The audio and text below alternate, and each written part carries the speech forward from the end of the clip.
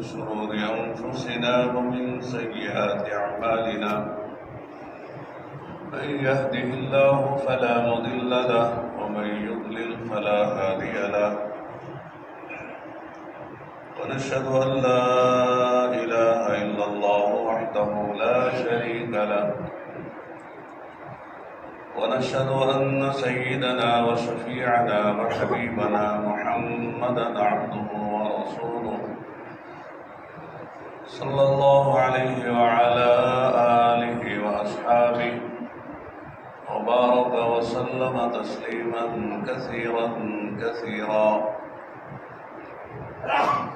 أما بعد فأعوذ بالله من الشيطان الرجيم. فما أوتيتم من شيء فمتاع الحياة الدنيا وما عند الله خير وأبقى للذين آمنوا وعلى ربهم يتوكلون. والذين يجتنبون كبائر الإثم والفواحش وإذا ما غضبوا هم يغفرون. والذين استجابوا لربهم وأقاموا الصلاة وأمرهم شورى بينهم ومما رزقناهم ينفقون. وقال النبي صلى الله عليه وسلم: بادروا بالأعمال سبعا هل تنتظرون إلا فقرا منسيا أو غنى مطغيا أو مرضا مفسدا أو هرما مفندا أو موتا مجهزا أو الدجال فشر غائب ينتظر أو الساعة فالساعة أدهى وأمر. وقال النبي صلى الله عليه وسلم: بدأ الإسلام غريبا وسيعود غريبا كما بدأ فطوبى للغرباء أو كما قال رسول الله صلى الله عليه وسلم. دوستوں، بزرگوں، بھائیوں، دین کی بات دین کے لیے سننا چاہیے. جیسے تجارت کی بات لوگ تجارت کے لیے سنتے ہیں، وکیل کی بات سنتے ہیں مقدمے کے لیے، ڈاکٹر کی بات سنتے ہیں صحت کے لیے، اور غور سے سنتے ہیں، ہماتن گوش ہو کے سنتے ہیں. ڈاکٹر کوئی بات کہہ رہا ہے مریض کو یا مریض کے جو ذمہ دار ہیں، رشتہ دار ہیں، تو غور سے سنتے ہیں کہ بیماری کیا بتا رہا ہے، تشخیص کیا کر رہا ہے، پھر اس کا علاج کیا بتا رہا ہے، دوا کیا بتا رہا ہے. کوئی بات معلوم نہ ہو، سمجھ میں نہ آئے تو لوگ پوچھ بھی لیتے ہیں: ڈاکٹر صاحب یہ دوا کھانے سے پہلے کھانا چاہیے کہ بعد میں کھانا چاہیے؟ یہ گولی کھانا چاہیے کہ دو کھانا چاہیے؟ تو آدمی پوری طرح سمجھتا ہے، اس لیے کہ اسے عمل کرتا ہے. صرف اس لیے نہیں سنتا ہے کہ صاحب سن لیا، معلومات میں اضافہ ہو گیا، چھوڑ دیا. مقدمہ لڑنا ہے تو وکیل کی بات توجہ سے سنی جاتی ہے کہ وکیل کیا کہہ رہا ہے، لائر کیا کہہ رہا ہے، اس لیے کہ مسئلہ ہے. مقدمے میں ہار گئے تو نقصان ہو جائے گا، عزت چلی جائے گی. اس لیے لوگ توجہ سے سنتے ہیں وکیل کی بات کو، ڈاکٹر کی بات کو. اس طرح دین کی بات توجہ سے سننی چاہیے، جاگتے ہوئے سننا چاہیے. جیسے مولانا بتا رہے تھے کہ فجر کا بیان سننا بھی مجاہدہ ہے، کرنا بھی مجاہدہ ہے. نیند کا وقت ہے، بہت اچھی نیند آتی ہے، لیکن دین کی مجلسوں میں نیند کا آنا یہ اچھی بات نہیں ہے. میدان جنگ میں دین آئے تو بہت اچھی بات ہے، وہ سکینہ ہے اللہ کی طرف سے، لیکن دین کی محفلوں میں، دین کی مجلسوں میں دین جو آتی ہے اس میں نقصان ہوتا ہے، اس لیے کہ عمل کا درجہ بعد میں ہے، سننے کا درجہ پہلے ہے۔ سمعنا و اطعنا، سنا اور مانا، سنے گا، سمجھے گا، عمل کرے گا تو کامیاب ہو جائے گا۔ اس لیے سننا مشکل ہوتا ہے، سننے شیطان دیتا نہیں ہے، شیطان تو ازلی دشمن ہے ہمارا، وہ دیکھتا ہے کہ کہاں کہاں سے اس کو گرانا ہے، مارنا ہے، نقصان پہنچانا ہے۔ اس لیے اللہ تعالیٰ نے قرآن کریم میں یہ بات فرمائی ہے کہ ان الشیطان لکم عدو فاتخذوہ عدوا۔ ہم لوگ ایک ملک میں تھے، موریتانیہ میں، افریقہ کا ایک ملک ہے، لیکن ماشاءاللہ بڑے علمی لوگ ہیں، اللہ نے بڑا علم دیا ہے، علماء بھی ہیں، اس لیے سنا دیتے ہیں۔ ہمارے پاس کچھ علماء ہیں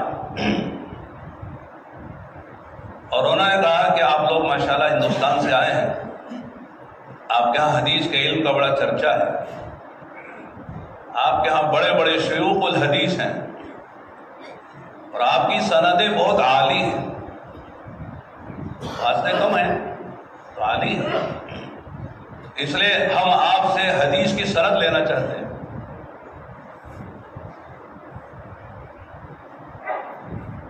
ہمارے ساتھ حضرت مولانا ابو بکر صاحب تھے، بیجاپور کے، بہت ہوشیار آدمی ہیں، 9 سال تک مدینہ منورہ میں رہے ہو اور مدرسہ سہولتیہ میں انہوں نے پڑھایا بھی ہے۔ انہوں نے کہا، مجھ سے کہا، مولوی صاحب آپ خاموش ہو، میں جواب دیتا ہوں، اس لیے کہ یہ دروازہ کھولیں گے تو پھر مسئلہ ہو جائے گا سند دینے کا۔ انہوں نے کہا کہ یا شیخ واللہ نحن نتمنى كذلك أن نعطيكم سند الحديث ولكن من سوء حظنا نحن لا نستطيع أن نعطيكم سند الحديث لأن مشايخنا شرطوا لنا لإعطاء سند الحديث كل من يريد منا أن يأخذ سند الحديث أن يكون معنا أقل القليل 20 يوم۔ علماء تو سمجھ گئے، ویسے تو آپ لوگ بھی سمجھ جاتے ہیں عربی، یہاں کہنے لگے کہ ہماری بھی تمنا ہے کہ آپ کو حدیث کی سند دیں، لیکن ہماری مجبوری ہے کہ ہمارے بڑوں نے یہ شرط لگائی ہے کہ جو بھی ہم سے حدیث کی سند لینا چاہے کہ وہ ہمارے ساتھ کم سے کم 20 دن وقت گزارے۔ تو یہ سمجھ رہے تھے کہ صاحب ہم بچ جائیں گے، لیکن وہ عالم واقعی طلب صادق لے کر آئے تھے۔ انہوں نے کہا کہ یا شیخ نحن معکم 40 یوم، آپ 20 دن کی بات کر رہے ہیں، ہم آپ کے ساتھ 40 دن رہنے کو تیار ہیں، آپ حدیث کی سند دے دیں ہم کو۔ مولانا نے مجھ سے کہا چپکے سے، مولوی صاحب پھنس گئے، ہم نے تو بچنے کے لیے بات کہی تھی، لیکن انہوں نے جو ہے پھنسا دیا، 40 دن رہنے کو تیار ہے۔ پھر مولانا نے کہا یا شیخ واللہ انت مستعد ان تكون معنا 40 يوم لاخذ سند الحديث ولكن يا للاسف نحن بعد بكره نرجع للهند۔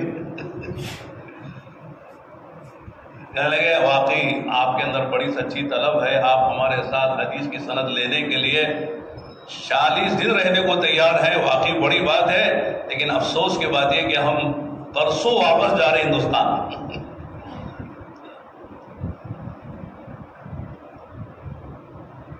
تو ان کی آنکھوں میں آنسو تھے، یہ طلب کی بات ہے۔ پھر ہم نے ان سے کہا کہ ہم تو چھوٹے لوگ ہیں، ہمارے یہاں بڑے بڑے مشائخ حدیث ہیں، ان کی سندیں اور عالی ہیں، آپ وہاں آ جائیں تو انشاءاللہ ہم آپ کو ان سے حدیث کی سند دلوا دیں گے۔ وعدہ کیا انہوں نے، آئے نہیں آئے الگ بات ہے، لیکن آگے والی بات مجھے سنانی ہے۔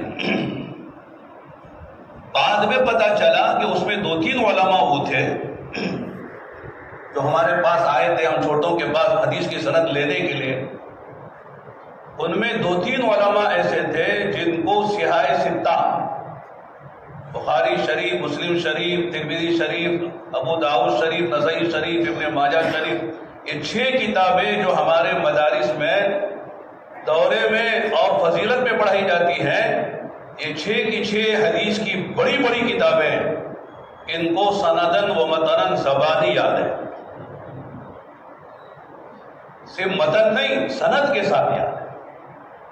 ہم بھی حدیثیں یاد کرتے ہیں لیکن سندیں نہیں یاد کرتے، متن یاد کر لیتے ہیں، زیادہ سے زیادہ صحابی کا نام یاد کر لیتے ہیں، عن ابی ہریرہ، عن عائشہ، عن عبداللہ ابن عمر، عن عبداللہ ابن مسعود، یہاں سے حدیث حضور تک متن یاد ہو جاتا ہے، لیکن وہ 2 جو واسطے ہیں جس کو سند کہتے ہیں، 10 واسطے ہیں، 8 واسطے ہیں، 6 واسطے ہیں، کم سے کم 3 واسطے ثلاثیات، تو بخاری شریف میں 22 ثلاثیات ہیں، وہ حدیثیں بھی مجھے یاد نہیں ہیں، اس لیے کہ ہمارے رواج نہیں ہے سندیں یاد کرنے کا، متن یاد کر لیتے ہیں۔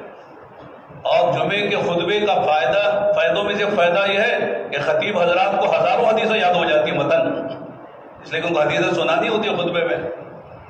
ہم نے بھی جو حدیثیں اکثر یاد کی ہیں وہ جمعے کے خطبے کی وجہ سے یاد کی ہیں، جمعے کے خطبے میں سنانا ہوتا ہے۔ تو ایسے ایسے علماء آج بھی ہیں جن کو یہ کتابیں قرآن کی طرح، یہ بچوں کو قرآن یاد ہوتا ہے، 30 پارے ایک بیٹھک میں صبح سے شام تک قرآن سنا دیتے ہیں، ایسا یہ بخاری اور مسلم یہ حدیثیں یعنی 6 کی 6 کتابیں ان کو زبانی یاد ہے۔ تو وہاں کی بات میں نے سنائی، وہاں ایک عالم تھے، انہوں نے بیان کیا، بیان کرتے ہوئے انہوں نے یہ آیت پڑھی تو میں نے ابھی آپ کے سامنے پڑھی، ان الشیطان لکم عدو فاتخذوہ عدوا۔ اس میں 2 جملے ہیں، وہ نحو صرف گرامر جاننے والوں کو معلوم ہے، علماء کو، ایک جملے خبریہ ہے، ایک جملے انشائیہ ہے۔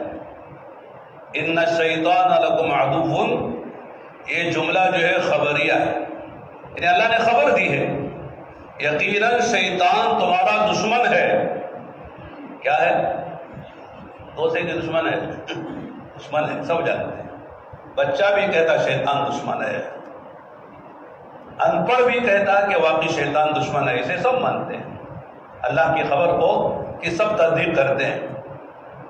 لیکن دوسرا جو جملہ ہے وہ انشائیہ ہے، فاتخذوہ عدوا، کہ شیطان کو دشمن بنا کے چلنا، کبھی اسے دوستی نہ کرنا، شیطان کی بات کبھی نہیں ماننا۔ تو جملے خبریہ پر تو سب کو تصدیق، سب کو یقین، لیکن آگے والا جو جملہ ہے ان فاتخذوہ عدوا، اس پر کم لوگ عمل کرتے ہیں، شیطان سے بجائے دوستی دشمنی کرنے کے دوستی کر لیتے ہیں۔ دوستی کی علامت کیا ہے؟ دینی محفل میں بیٹھ کر سو جانا، یہ شیطان سے دوستی ہے۔ شیطان کہتا سو جا، سنے گا تو سمجھ لے گا، سمجھ لے گا تو عمل کر لے گا، اس لیے شیطان صلح دیتا ہے۔ اللہ تعالیٰ نے قرآن کریم میں اپنے ان بندوں کی تعریف کی ہے، اور بندہ کہہ کے کہا میرے بندے کیا کرتے ہیں؟ غور سے بات سنتے ہیں۔ عربی میں ایک ہے سمع یسمع، سننا مطلب سننا، اور ایک ہے استمع یستمع، باب استفعال سے آتا ہے، اس کے معنی ہوتے توجہ سے سننا، دھیان سے سننا اور عمل کی نیت سے سننا۔ بیٹھے 2 بیٹھے ٹیک لگا کے بیٹھے ہیں، بات کانوں میں پڑ رہی ہے، ٹھیک ہے سن لیا، لیکن بات وہ سننا اسے کہتے ہیں کہ آدمی توجہ دے سنے، کیا کہہ رہے ہیں، اس میں میرے لیے کام کی بات کیا ہے، اس لیے کہ بات برائے بات نہیں ہوتی ہے، بات تو برائے عمل ہوتی ہے، سننا برائے عمل ہوتا ہے، اور پھر سن کر اچھی طرح عمل کرتے ہیں، عمل کا حق ادا کرتے ہیں، ان کو خوشخبری سنا دو۔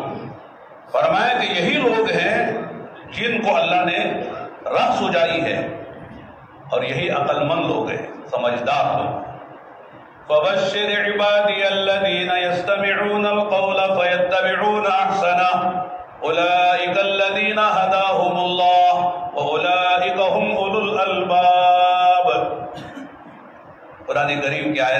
جانتے ہیں علماء حفاظ جانتے ہیں. خوشخبری سنا دو. وبشر عباد، میرے بندوں کو خوشخبری سنا دو. کون بندے کیا کرتے ہیں؟ الذین یستمعون القول، جو توجہ سے بات سنتے ہیں، اہتمام سے ہماتن گوش ہو کے بات سنتے ہیں. اور ویتبعون احسنہ، اور جو اچھی اچھی باتیں ان کے کانوں میں پڑی ہیں اسے اچھی طرح اس پر عمل کرتے ہیں. اگر آدمی سنے عمل نہ کرے تو حجت بن جائے گی کہ سنا عمل کیوں نہیں کیا. قرآن کریم جب ختم ہوتا ہے تو آخری میں ایک دعا ہے. ختم قرآن کی چھوٹی سی دعا ہے، ایک بڑی دعا ہے جو صدق اللہ جس کو دیتے ہیں. اس کے بارے میں تو ہم کو پتہ نہیں کس نے لکھا ہے، کون اس کو لکھنے والا. وہ بھی اچھی دعا ہے، وہ تفصیلی دعا ہے، لیکن جو مسنون دعا ہے، جو حدیثوں سے معصور اور منقول ہے، وہ چھوٹی سی دعا ہے. اس میں 10 چیزیں مانگی گئی ہیں. 10 چیزیں اللہ سے مانگی گئی ہیں. اللہم آنس وحشتی فی قبری، اللہم ارحمنی بالقرآن العظیم واجعلہ لی اماما ونورا وہدا ورحمہ، اللہم ذکرنی منہ ما نسیت وعلمنی منہ ما جہلت وارزقنی تلاوتہ آناء اللیل وآناء النہار واجعلہ لی حجتا یا رب العالمین. 10 چیزوں میں آخری جو بات مانگی ہے، اے اللہ اس قرآن کو میرے حق میں حجت بنا دے، میرے خلاف حجت نہ ہو. قرآن آدمی قرآن پڑھے، قرآن پر عمل نہ کرے تو قرآن پڑھنے والے کے خلاف حجت ہو جائے گا. اور جو قرآن پڑھے اور قرآن کا حق ادا کرے تو فرمایا کہ قرآن اس کے حق میں حجت ہوگا، سفارشی ہوگا. قرآن سے بڑھ کر کوئی سفارشی اللہ کے ہاں نہیں ہے. نہ کوئی ملک مقرب ہے، نہ نبی مرسل ہے. کوئی نہ نبی وہ سفارش کر سکتا ہے اور نہ کوئی فرشتہ وہ سفارش کر سکتا ہے جو قرآن سفارش کرے گا. اس لیے کہ سفارش قرآن کرنے کے معنی اللہ خود سفارش کر رہے میرے بندے کو ڈالو جنت میں. اللہ، اس لیے کہ قرآن اللہ کی صفت ہے، قرآن مخلوق نہیں ہے. سب جانتے ہیں، ہمارا عقیدہ ہے اہل سنت والجماعت کا کہ قرآن جو ہے وہ مخلوق نہیں ہے، اللہ کی صفت ہے. تو قرآن اس کے حق میں حجت ہوگا جو قرآن کو پڑھتا ہے، سمجھتا ہے، اس پر عمل کرتا ہے اور قرآن کریم کا حق ادا کرتا ہے. تو اگر میرے دوستو دین کی بات برائے دین سننا چاہیے. اس وقت ہم سب جو جمع ہیں دعوت و تبلیغ کی نسبت پر جمع ہیں. اللہ تعالیٰ نے اپنے کرم سے ہم سب کو اس عظیم اور عالی محنت میں جوڑا ہے. اگر ہم جڑے ہیں تو ہمارا کوئی کمال نہیں ہے، اللہ کا احسان ہے. اگر کوئی آدمی ایک سبحان اللہ بھی کہتا ہے تو وہ آدمی کا کمال نہیں ہے، اللہ کی توفیق ہے کہ اللہ نے ایک سبحان اللہ کہنے کی توفیق دی. اللہ نے اللہ کی یاد کی اور اللہ کے دین پر عمل کی اور اللہ کے دین کے فکروں میں بیٹھنے کی اور اللہ کی نسبت پر جان و مال لگانے کی اللہ نے توفیق دی ہے. یہ ہمارا کوئی کمال نہیں ہے. میں عام طور سے عرض کرتا ہوں، اذان کی آواز سنتے ہیں سبھی؟ اللہ کا احسان ہے. ابھی مولانا سے میں پوچھ رہا تھا کہ بھئی آپ کے ہاں لاؤڈ اسپیکر میں اذان ہو رہی ہے؟ الحمدللہ. بنگلور میں رات 10 بجے سے لے کر صبح 6 بجے تک مائک کا استعمال ممنوع کر دیا گیا ہے. اب فجر کی اذان مائک میں نہیں ہو رہی، مسجدوں میں بند ہے. پورا شہر گونجتا تھا اذان فجر پر، اب خاموش ہے پورا شہر. اذان کی آواز فجر کی اذان مائک میں نہیں ہو رہی.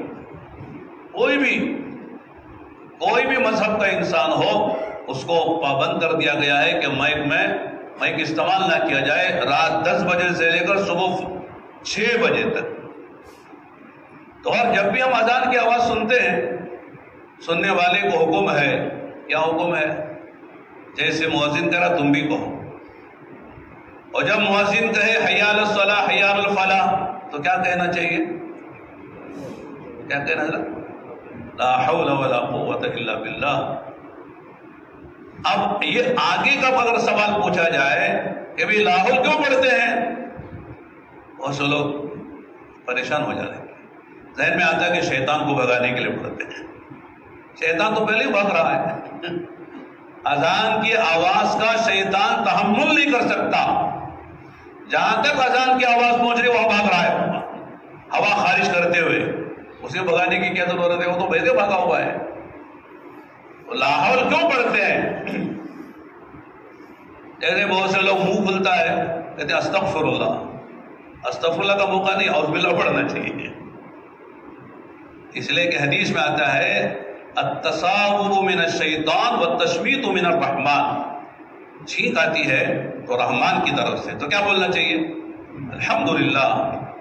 اور منہ کھلتا ہے تو شیطان کی طرف سے کھلتا ہے، سستی کی علامت ہے منہ کا کھلنا، جمائی کا آنا، تو کیا پڑھنا چاہیے؟ اعوذ باللہ پڑھنا چاہیے۔ اور صلی اللہ استغفر اللہ پڑھتے ہیں۔ حی علی الصلاۃ حی علی الفلاح کی آواز پر فرمایا کہ لا حول ولا قوت الا باللہ کہو۔ اب کیوں کہہ رہے ہیں معلوم نہیں ہے، بہت سے لوگ، آپ کو معلوم ہوگا ماشاءاللہ بٹکل میں علمی ماحول ہے، دینی مزاج ہے، دعوت کا مزاج ہے، معلومات میں ماشاءاللہ کافی فرق ہوتا ہے اور علاقوں کے مقابلے میں علماء کی ماشاءاللہ صحبت کی وجہ سے، لیکن عام طور سے لوگ نہیں بتاتے کہ لاحول کیوں پڑھ رہے ہیں۔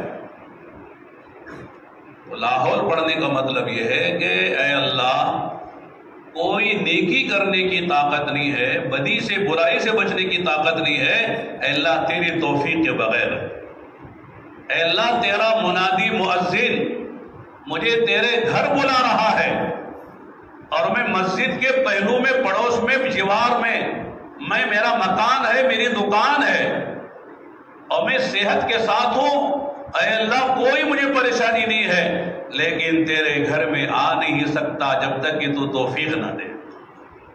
اگر اذان کی آواز سن کر سبھی آ جاتے تو مسجدیں بھر جاتی، یا تو بھر جاتی ہے، لیکن آپ دیکھو اور شہروں میں اور علاقوں میں اذان ہو رہی ہے، لوگ اپنے کاموں میں لگے ہوئے ہیں،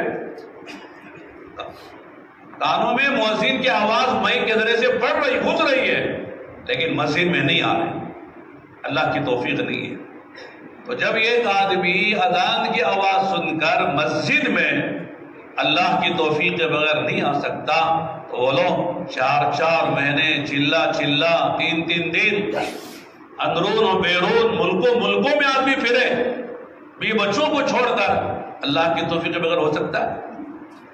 اللہ ہی بلاتے ہیں، اللہ ہی نکلے جاتے ہیں، اللہ ہی کی توفیق سے آدمی کوئی بھی کام کر سکتا ہے، اللہ کی توفیق کے بغیر آدمی سبحان اللہ بھی نہیں کہہ سکتا ہے۔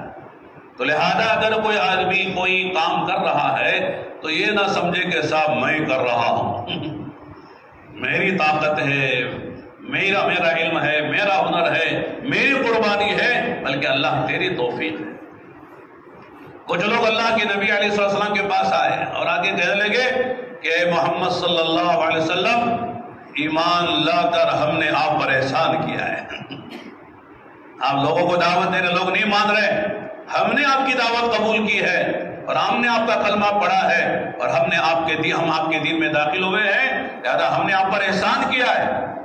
تو اللہ نے قرآن میں فرمایا ان سے کہہ دو کہ اللہ اس کے رسول پر احسان نہ دھرے، بلکہ اللہ کا احسان ہے، اللہ نے تمہیں ایمان کی توفیق دے دی، اللہ نے تمہیں مسلمان بنا دیا۔ یمنون علیک ان اسلموا قل لا تمنوا علی اسلامکم بل اللہ یمن علیکم ان ہداکم للایمان ان کنتم صادقین۔ یمنون علیک ان اسلموا، احسان جتاتے ہیں کہ آپ پر کہ وہ ایمان لائے، اسلام میں داخل ہو گئے۔ کہہ دیجئے قل لا تمنوا علی اسلامکم، ان سے کہہ دو کہ اپنے اسلام لانے کا احسان آپ پر نہ دھرے، یہ نہ کہے کہ ہم نے اسلام قبول کر کے آپ پر احسان کر دیا، بلکہ اللہ کا احسان ہو گیا کہ اللہ نے تمہیں ایمان کی توفیق دی۔ اللہ جب دینے پر آتے ہیں تو وحشی کو ایمان دے دیتے ہیں، ہندا کو ایمان دے دیتے ہیں، ابو جہل کے بیٹے اکرمہ کو ایمان دے دیتے ہیں، ابو سفیان کو ایمان دیتے ہیں، سلمان کو فارس سے بلا کر ایمان دیتے ہیں، صہیب کو روم سے بلا کر ایمان دیتے ہیں، بلال کو حبشہ سے بلا کر ایمان دیتے ہیں۔ اور جب نہ دینے پر آئیں تو ابو جہل، ابو لہب، عتبہ، شیبہ نبی کے شہر میں ہیں، نبی کے خاندان کے ہیں. میرے دوستو عربی زبان سمجھتے ہیں، قرآن اتر رہا ہے سمجھ رہے ہیں، چھپ چھپ کے نبی کا قرآن سن رہے ہیں، لیکن ایمان نصیب نہیں ہے. لہذا اگر ہم کوئی دینی کام کر رہے ہیں، دعوت کے کام میں لگے ہیں، تو یہ اللہ کا احسان ہے، اللہ کا کرم ہے، اللہ کی توفیق ہے. ہمیشہ اس کا استحضار اندر ہونا چاہیے. تو اور میں عرض کرنا چاہ رہا تھا کہ دعوت کا کام دعوت کے مزاج سے ہونا چاہیے. نبیوں والا کام نبیوں والے مزاج سے ہونا چاہیے، اپنے مزاج سے نہیں. تب میرا مزاج ہے گرمی سے کروں گا، میرا مزاج کچھ نہیں ہے، نبیوں والے مزاج سے ہوگا. پہلی بات فرمائی اس لیے کہ ماشاءاللہ قرآنوں کا مجمع ہے اور مسجدوار جماعتوں کا جوڑ ہے. اکثر جگہ کام کرنے والے ساتھی ہی جمع ہوتے ہیں، اس لیے ہمارے بڑوں نے کہا ہے کہ فجر کے بعد کی جو بات ہو وہ کام کرنے والوں کی صفات کے اعتبار سے ہونا چاہیے. یہ کام کرنے والے کن صفات کے ساتھ، کس مزاج کے ساتھ چلیں. تو فرمایا کہ پہلی بات یہ ہے کہ کام کرنے والے کام کے مزاج سے چلے اور نبیوں والے مزاج سے چلے. فرمایا کام نبیوں والا مزاج کیا ہے، کیا باتیں ہیں؟ فرمایا پہلی بات یہ ہے کہ نبی جو کام کرتے ہیں ان کی نظر اللہ ہی پر ہوتی ہے، مخلوق پر نہیں ہوتی ہے. توکل کے ساتھ حالات جو بھی ہوں لیکن ہماری نظر اللہ پر ہو.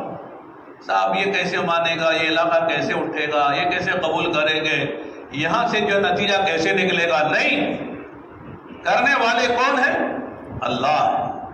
ہماری نظر اللہ پر. ہر نبی جو دنیا میں آتے ہیں وہ ماحول کے خلاف آتے ہیں. نبی کو پہلے سے بنایا ماحول نہیں دیا جاتا کہ صاحب مکے کا ماحول بنا ہوا ہے، فلاں علاقے کا ماحول بنا ہوا ہے، جاؤ کام کر لو. ایسا نہیں ہوتا ہے. بنجر زمینیں دی جاتی ہیں. جیسے ایک کسان ہوتا ہے وہ جا کر بنجر زمین پر ہل چلاتا ہے، اسے نرم کرتا ہے اور اس میں کھاد ڈالتا ہے، پانی دیتا ہے اور اپنا قیمتی دانہ لے جا کر اس زمین میں ڈالتا ہے اور پھر کہتا اے اللہ میرا کام میں نے کر لیا ہے، باقی کام تیرا ہے. محنت تو کریں گے لیکن نتیجہ کون نکالیں گے؟ اللہ نکالے. اس لیے کہ میری ہدایت میرے ہاتھ میں نہیں ہے، میرا دل میرے ہاتھ میں نہیں ہے، سب کے دل اللہ کے ہاتھ میں ہے. قلوب العباد بین اصبع الرحمن یقلبها کیف ما یشاء. فرماتے سارے بندوں کے دل اللہ کے دو انگلیوں کے درمیان میں ہیں، اللہ الٹتے پلٹتے رہتے ہیں. خود ہمارے دل کا حال دیکھو، کبھی جی چاہتا خوب عبادت کرے، کبھی جی چاہتا کہ سوتے رہے، کبھی جی چاہتا خوب تلاوت کرے، کبھی تلاوت کا جی نہیں چاہتا ہے، کبھی رونے کو جی چاہتا، بار بار رونا آتا ہے، کبھی رونا بھی چاہے تو رونا نہیں آتا ہے. آنکھیں خوش ہو جاتی ہیں، دل سخت ہو جاتا ہے. تو معلوم کہ سب اللہ ہی کے ہاتھ میں ہے. تو لہذا ہماری محنتوں سے ہوتا کچھ نہیں ہے، کرنے والی ذات اللہ کی ہے. لہذا کبھی مایوس نہیں ہونا. اس لیے کہ دعوت کی ڈکشنری میں، دائی کی ڈکشنری میں مایوسی کا لفظ نہیں ہے. اس لیے کہ مایوسی اس وقت ہوتی ہے جب آدمی سمجھتا ہے کہ میری محنت سے مجھے کچھ کرنا ہے، محنت میں کروں گا، کرنے والے اللہ ہیں. چنانچہ ہمارے نبی محمد علیہ وسلم مکہ مکرمہ میں تشریف لائے تو دادے کہ مکے میں ایک آدمی توحید کو جاننے والا، ماننے والا اور توحید کی زندگی گزارنے والا نہیں تھا. جب آپ نے محنت شروع کی ہے، محنت سے پہلے 40 سال آپ نے گزارے مکہ مکرمہ میں. اب 40 سالہ زندگی اللہ کے نبی علیہ السلام کی مکی زندگی اٹھا کر دیکھیں، نبوت سے پہلے اور دعوت سے پہلے تو آپ کا کیا اکرام تھا، کیا احترام تھا. آپ کو ہر آدمی نظر کرم سے، نظر عزت کی نظر سے، تعظیم و توقیر و تبجیل کی نظر سے ہر آدمی دیکھا کرتا تھا. ہر آدمی کہتا محمد ابن عبداللہ الصادق الامین، آپ سچے ہیں، امانت دار ہیں، اپنے بڑے بڑے فیصلے آپ سے کروا رہے ہیں. بچے مکے کا بچہ ہر جوان بوڑھا مرد عورت آپ کا اکرام کر رہے ہیں. لیکن جب آپ نے اللہ کی طرف لوگوں کو بلانا شروع کیا تو حالات کیا بدلے ہیں سب جانتے ہیں. لیکن آپ مایوس نہیں ہوئے، یہاں تک کہ اللہ تعالیٰ نے جو سہارے تھے پہلے ہی اٹھا لیے، پہلے ہی باپ کو اٹھا کے یتیم کر دیا، پھر ماں کا سہارا وہ بھی اٹھا لیا، دادا کا سہارا وہ بھی اٹھا لیا، چچا تھے، ایک وقت وہ آیا کہ چچا کا بھی انتقال ہو گیا، اندر آپ کی بیوی حضرت خدیجہ جو آپ کی پہلی بیوی ہے، جس سے آپ کی ساری اولاد ہے، حضرت زینب، حضرت رقیہ، ام کلثوم، حضرت فاطمہ، حضرت عبداللہ، حضرت قاسم، جتنی اولاد آپ کی سوا حضرت ابراہیم کے انہی سے ہے، انہوں نے ساری جان و مال آپ پر لگائی تھی اور سب سے پہلے آپ کو سہارا دیا تھا۔ ایسا ہوا 1 سال کے چند مہینوں کے درمیان میں یہ باہر کا سہارا بھی اللہ نے اٹھا لیا، اندر کا سہارا بھی خدا نے اٹھا لیا۔ باہر آپ کو دھارس دینے والے، آپ کی تائید کرنے والے اور آپ کی حفاظت کے لیے، آپ کے لیے گویا کہ حصار بن کر قلعے کی طرح رہنے والے چچا ابو طالب بھی دنیا سے چلے گئے، اور اندر کا سہارا حضرت خدیجہ، ان کو بھی اللہ تعالیٰ نے بلا لیا۔ چنانچہ آپ نے اس سال کو عام الحزن قرار دیا، میرے لیے غم کا سال ہے۔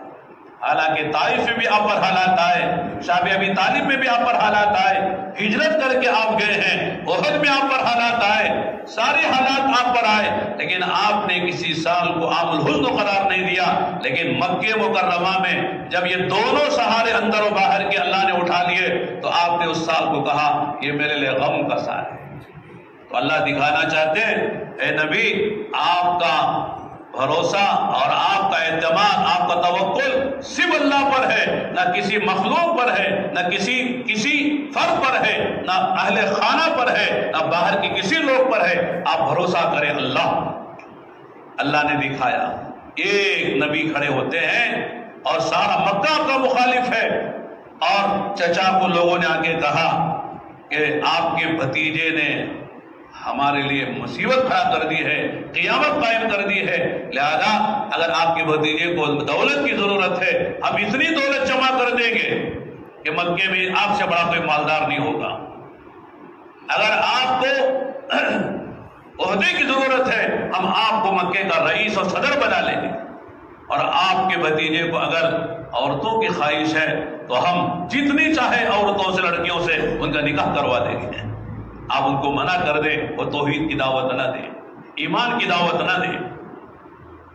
چچا نے بلا کے سمجھایا، بیٹا تمہاری قوم میرے پاس آئی تھی، انہوں نے یہ شرائط رکھی ہیں، یہ باتیں رکھی ہیں، بہت اچھی بات ہے، مان لو ان کی بات، چھوڑ دو اپنی دعوت کو۔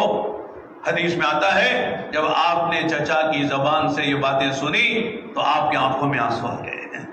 ایک چچا تھا، وہ میرا ساتھ دے رہا تھا، وہ بھی آج مجھ سے گویا کہ وہ باتیں کہہ رہا ہے جس سے ان سے امید نہیں تھی۔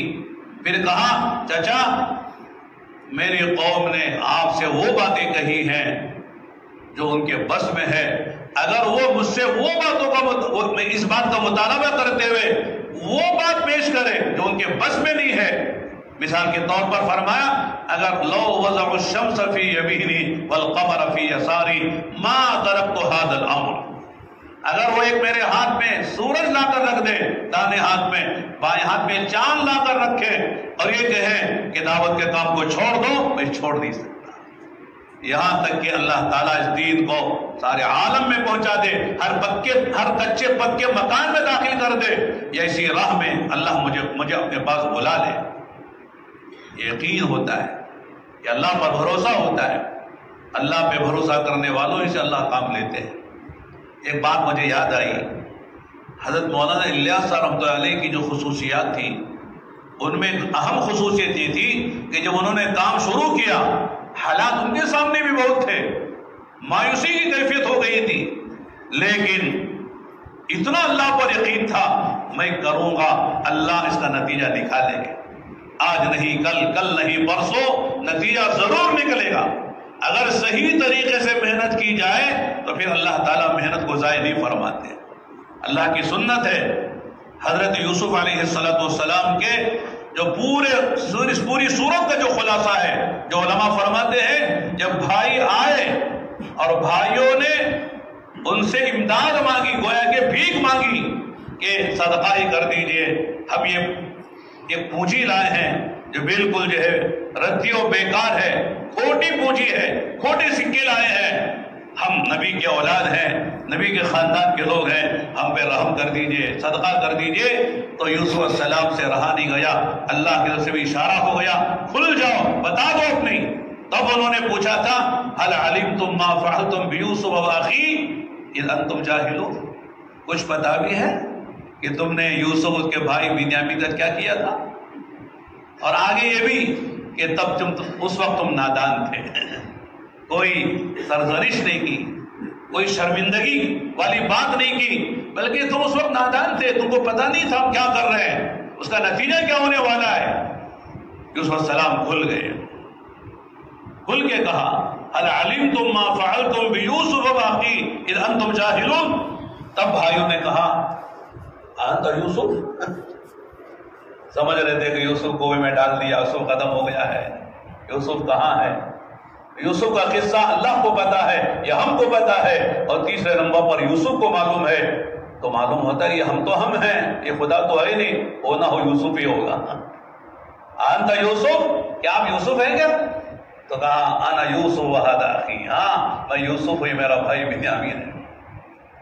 قد من اللہ علینا، اللہ نے ہم پر احسان کیا، ہمارا کوئی کمال نہیں ہے کہ ہم نے قربانی دی ہے، ہم نے یہ کیا ہے، اللہ نے ہم پر احسان کیا ہے، اللہ کا کرم۔ قد من اللہ علینا، آگے والی بات انہ من یتقی ویصبر فإن اللہ لا یضیع اجر المحسنین، اللہ کی سنت ہے، اللہ کا ضابطہ ہے، اللہ کی عادت ہے کہ جو صبر کرتا ہے اور تقوی اختیار کرتا ہے، ایسے انسانوں کو جو صفت احسان کے ساتھ کام کرتے ہیں اللہ ضائع نہیں فرماتے، اللہ کسی کی محنت کو ضائع نہیں کرتے۔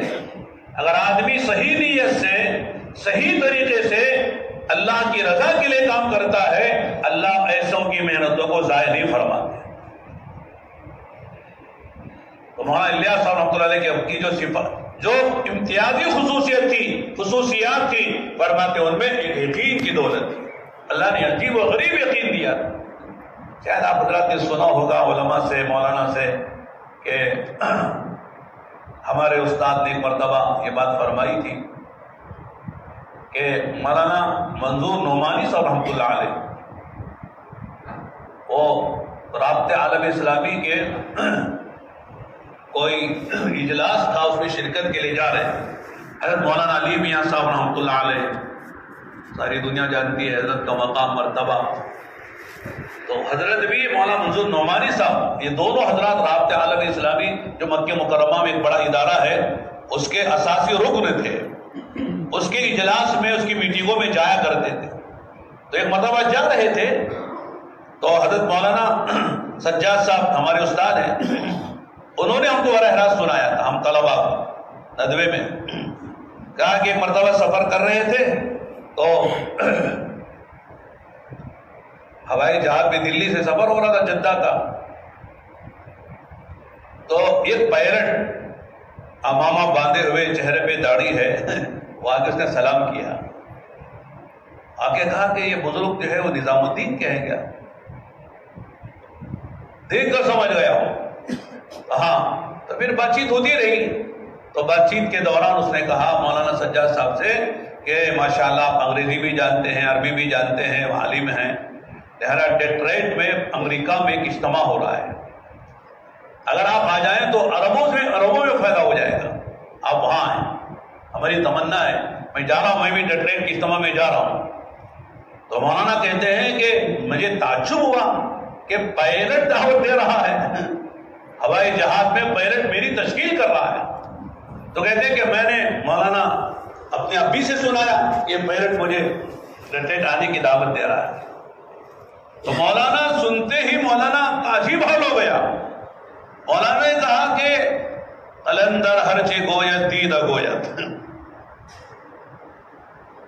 اتقوا فراست المؤمن فإنه ينظر بنور اللہ، یہ دو آیت، یہ حدیث پڑھی اور یہ فارسی کا مقولہ،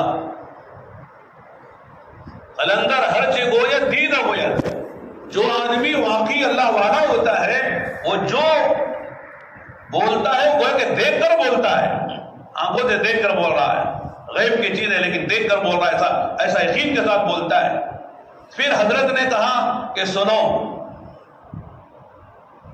ایک مرتبہ ہم نظام الدین میں تھے، حضرت مولانا علی میاں صاحب رحمۃ اللہ علیہ اور مولانا منظور نعمانی صاحب جمعرات کو اجتماع ہوتا تھا دلی والوں کا، تو مولانا علی صاحب اللہ علیہ ہم لوگوں کو بھیجتے تھے جا کے لوگوں کو لے آؤ۔ چنانچہ کہتے ہیں کہ ہم لوگ جاتے تھے چاندنی چوک تک جاتے، لوگوں کو دعوت دیتے، لیکن کوئی آدمی چونی خرچ کر کے چاندنی چوک سے وہ بنگلے والی مسجد میں آنے کو تیار نہیں ہوئی، اللہ ماشاء لوگ۔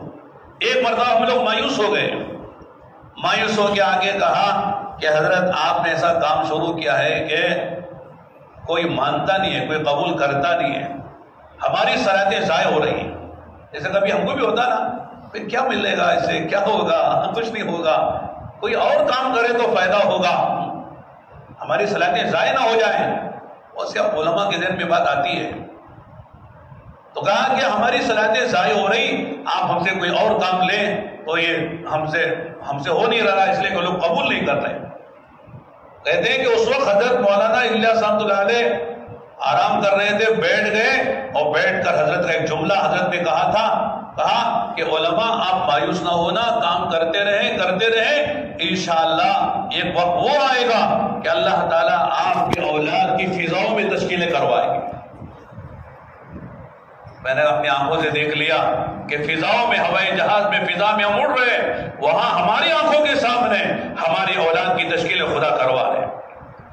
اندر کی یقین کی بات ہے، اس لیے کہ اللہ کا معاملہ بندوں کے ساتھ یقین کے ساتھ ہے، جیسے یقین ہوتا ہے اللہ ویسا معاملہ کرتے ہیں۔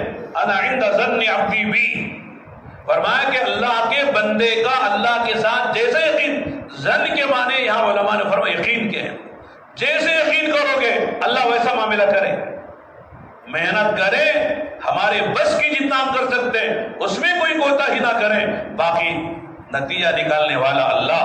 جیسے میں نے عرض کیا، کسان اپنی کھیت پر، اپنی زمین پر سلیقے سے محنت کرتا ہے، نرم کرتا ہے، دانا ڈالتا ہے، کھاد دیتا ہے، پانی دیتا ہے، اور اس میں جو مضر چیزیں اسے وہاں سے ہٹا دیتا ہے، پھر کہتا ہے اللہ میں نے اپنا کام کر لیا، باقی زمین کو پھاڑ کر، اس دانے کو پھاڑ کر اوپر اس کے کونپل کا لانا، کونپل کے اسے تنا بنانا، تنے میں شاخوں کا لگانا، شاخوں میں پتوں کا لگانا، پتوں میں پھولوں کا لگانا، پھولوں میں پھل کا لگانا، اور پھلوں میں رس کا بھرنا، اور رس کو میٹھا کرنا، اے اللہ تیرا کام ہے، ہمارا کام نہیں ہے۔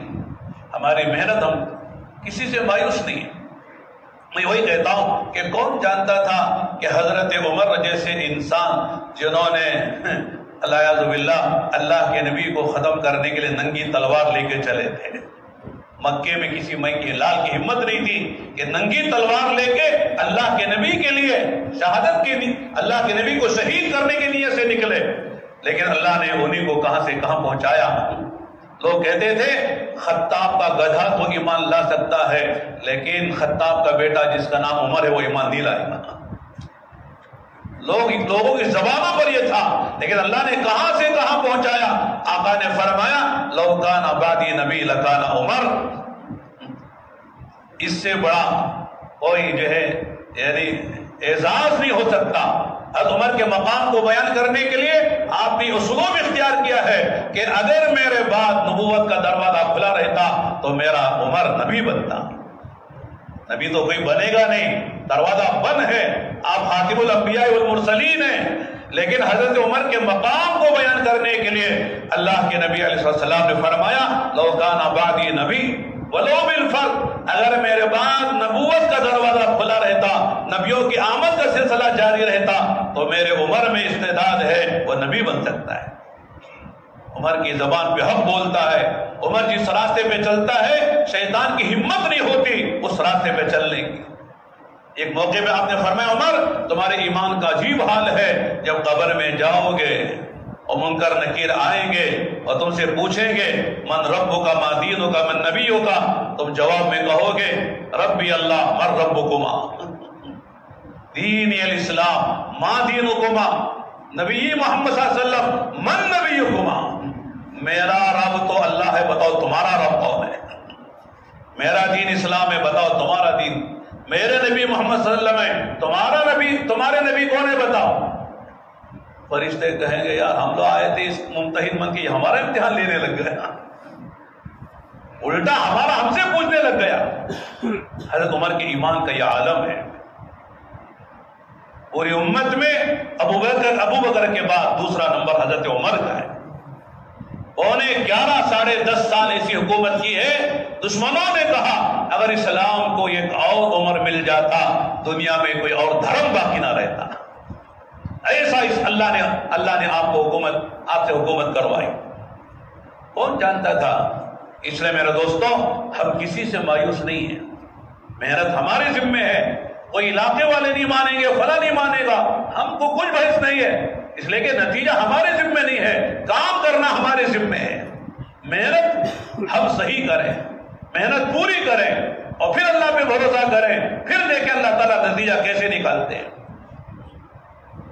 ایک صاحب گشت کر رہے تھے، 6-7 مہینے گشت کرتے کرتے گزر گئے، مسجد کے قریب میں ایک دکاندار وہ مسجد میں آتا نہیں تھا، ہر جمعرات گشت، لیکن وہ جا کے ملاقات کر رہے لیکن آتا نہیں۔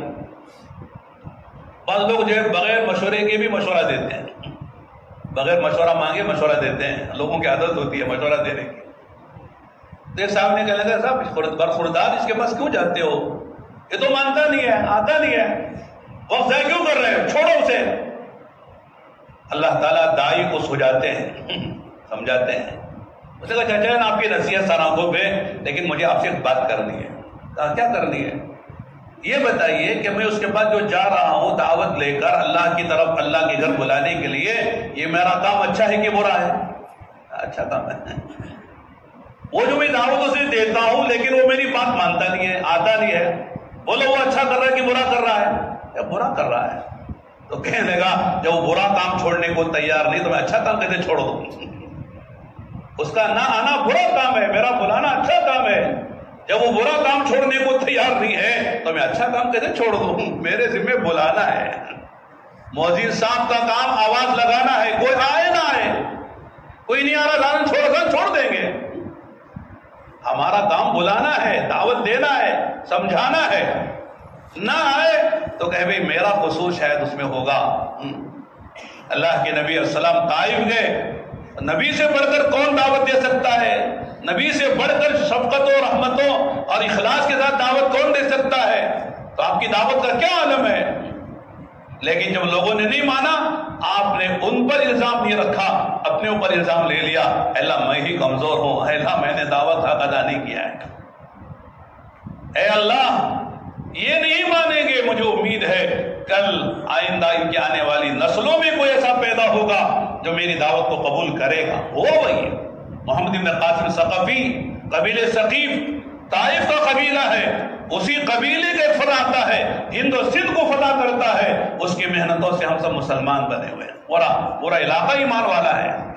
اگر آپ بددعا کر دیتے طائف کا قبیلہ برباد ہو جاتا، ثقیف برباد ہو جاتا، پتہ نہیں دنیا دارالاسباب ہے، اس دارالاسباب کے اندر ہمارے لیے کیا ہوتا نہیں معلوم ہے ہم کو کیا ہو جاتا۔ تو میرے دوستوں ایک بات تو عرض کرنی ہے کہ ہمارا کام اللہ کے بھروسے پر ہونا چاہیے۔ اس لیے ہمارے یہاں نہ مال بنیاد ہے، نہ عہدہ بنیاد ہے، نہ طاقت بنیاد ہے، نہ صلاحیتیں بنیاد ہے۔ آپ کام کرو اللہ کے لیے، فرماتے اللہ پہ بھروسہ کر کے کام کرو، اللہ نتیجہ نکالیں گے۔ دوسری بات، کام کرنے والے اخلاص سے کام کریں، بنیاد ہے اخلاص۔ اس لیے کہ ہم لوگ یہ مرتبہ وقت لگا رہے تھے، میں 12 سناتا ہوں کارگزاری، میرا سال لگ رہا تھا، 27 عرب میرے ساتھ تھے، بھوپال کے اجتماع سے چلے تھے، بنگلہ دیش جا رہے تھے۔ کولو ٹولہ میں کلکتہ کا جو مرکز ہے ویزا لینے کے لیے رکے تھے، اس میں 2 بڑے بڑے علماء تھے، ایک جامع ازہر کے عالم تھے اور ایک جو مدینہ منورہ جامع اسلامیہ کے عالم تھے۔ ہم نے بیٹھ کر مشورے کی کچھ آداب اور اس کی تفصیلات کا مذاکرہ کیا ان جماعت کے ساتھ۔ 10 ملکوں کے لوگ تھے اور چاروں مذہب کے لوگ تھے، حنفی، شافعی، مالکی، حنبلی، عالم بھی تھے، غیر عالم بھی تھے، ایک ہی میں ہندی تھا، باقی سب عرب تھے، سعودی، ماشاءاللہ، کویتی، سوڈانی، یمنی، 10 ملکوں کے لوگ تھے، اس میں 2 علماء تھے وہ، اور چونکہ تھوڑی بہت عربی جاننے کی وجہ سے مجھے اس جماعت کا خادم بنا دیا گیا تھا، تو اس وقت جو ہے بیٹھ کر جب میں نے مذاکرہ کیا، اور ایک عالم جو تھے انہوں نے کہا شیخ لو سمحت لی اريد ان اتكلم كلمتين، اگر آپ اجازت دیں تو 2 باتیں میں بھی کرنا چاہتا ہوں۔ میں نے کہا تفضل مشکورا، خرجنا مع امثالکم لکي نستفید، آپ جیسے علماء ہم بھی نکلیں استفادے کے لیے۔ انہوں نے پہلی بات جو کہی، جب میں نے مشورے کی بات کہی تو کہا کہ واللہ ثم واللہ، قسم کھا کے کہا، لو تحیا هذه السنة الوحيدة في الأمة في هذا العصر الراهن هذه الأمة لتجتمع على رصيف واحد ونسيت جميع الخلافات والنزاعات۔ لگے یہ سنت مشورہ جو تم نے ابھی بیان کیا قرآن حدیث کے روشنی میں، اگر یہ سنت امت میں جیسے زندہ ہونا چاہیے اگر ہو جائے، اجتماعی طور پر جو مشورہ ہوتا ہے اور مشورے کے آداب کے ساتھ مشورہ ہو جائے تو ساری امت ایک پلیٹ فارم پہ جمع ہو جائے گی، ساری امت کے اختلافات، انتشار سب ختم ہو جائیں گے۔ آج مشورہ نہیں ہوتا، میٹنگیں ہوتی ہیں۔ ہمارے استاد کو کہتے تھے لفظ میٹنگ میں کیا بو آ رہی ہے، مشورے میں کیا خوشبو آ رہی معلوم ہو جاتا ہے۔ مشورہ بولتے خوشبو آ رہی، میٹنگ بولتے تو بو آ رہی۔ میں آگے کا لفظ نہیں بولتا، صرف بو آ رہی۔ وہ ہنگامہ آ رہا، وہ اپنی وجہ لا رہا، وہ اپنی بول رہا ہے، وہ اپنی منا رہا ہے، لیکن مشورے میں سب خاموش ہیں، اللہ کے متوجہ ہیں، سب کو ڈر لگ رہا ہے کہیں میری کوئی رائے پر فیصلہ ہو گیا تو میرا کیا ہوگا، اگر کام بگڑ گیا، کام اگر مشورے پہ اگر میری رائے پر فیصلہ نہیں ہوا، اللہ تیرا کرم ہو سکتا کوئی شر تھا، اللہ نے مجھے بچا لیا۔ مشورے میں کیا خوشبو ہے؟ جو میں نے آیتیں پڑھی ہیں اس میں یہ بھی ہے والذین استجابوا لربهم واقاموا الصلاة وامرهم شورى بینہم ومما رزقناهم ينفقون، یعنی آخرت میں اللہ کے بعد جو خیر و ابقا ہے، ہمیشہ دائمی رہنے والی نعمتیں ہیں، وہ کسے ملے گی؟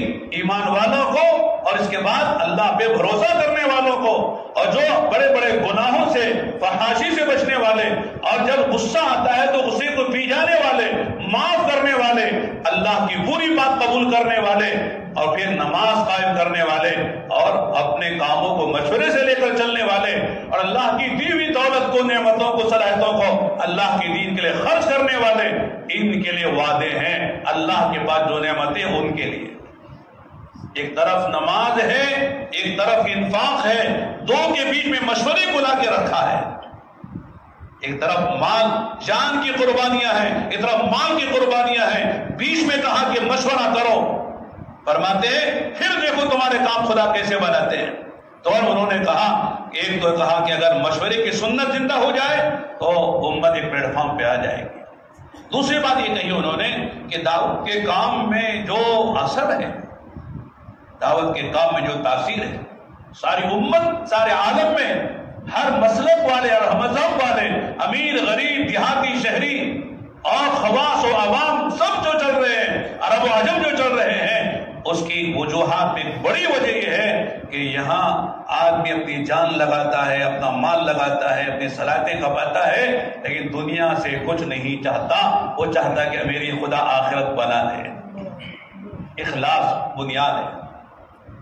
ہر نبی نے یہی بات کہی ہے، ما اسألکم علیہ من اجر، ہم آپ سے کوئی بدلہ ذرہ برابر، ما اسألکم علیہ من اجر، یہاں لوگ جانتے ہیں، علماء جانتے ہیں من اجر میں کتنی وضاحت ہے کہ ذرہ برابر تم سے کوئی بدلہ نہیں چاہتے۔ ارے بدلہ کیا چاہیں گے؟ تم سے شکریہ کے 2 الفاظ بھی نہیں چاہتے۔ لا نريد منکم جزاء ولا شکورا، بدلہ کیا چاہیں گے؟ شکریہ بھی نہیں چاہتے۔ میں سمجھنے کی عرض کرتا ہوں کہ ماشاءاللہ لاکھوں کے مجمع میں بات ہوتی ہے بڑے بڑے ہمارے علماء کی، لیکن آنے سے پہلے تعارف نہیں ہوتا، بیان کے بعد شکریہ ادا نہیں ہوتا ہے۔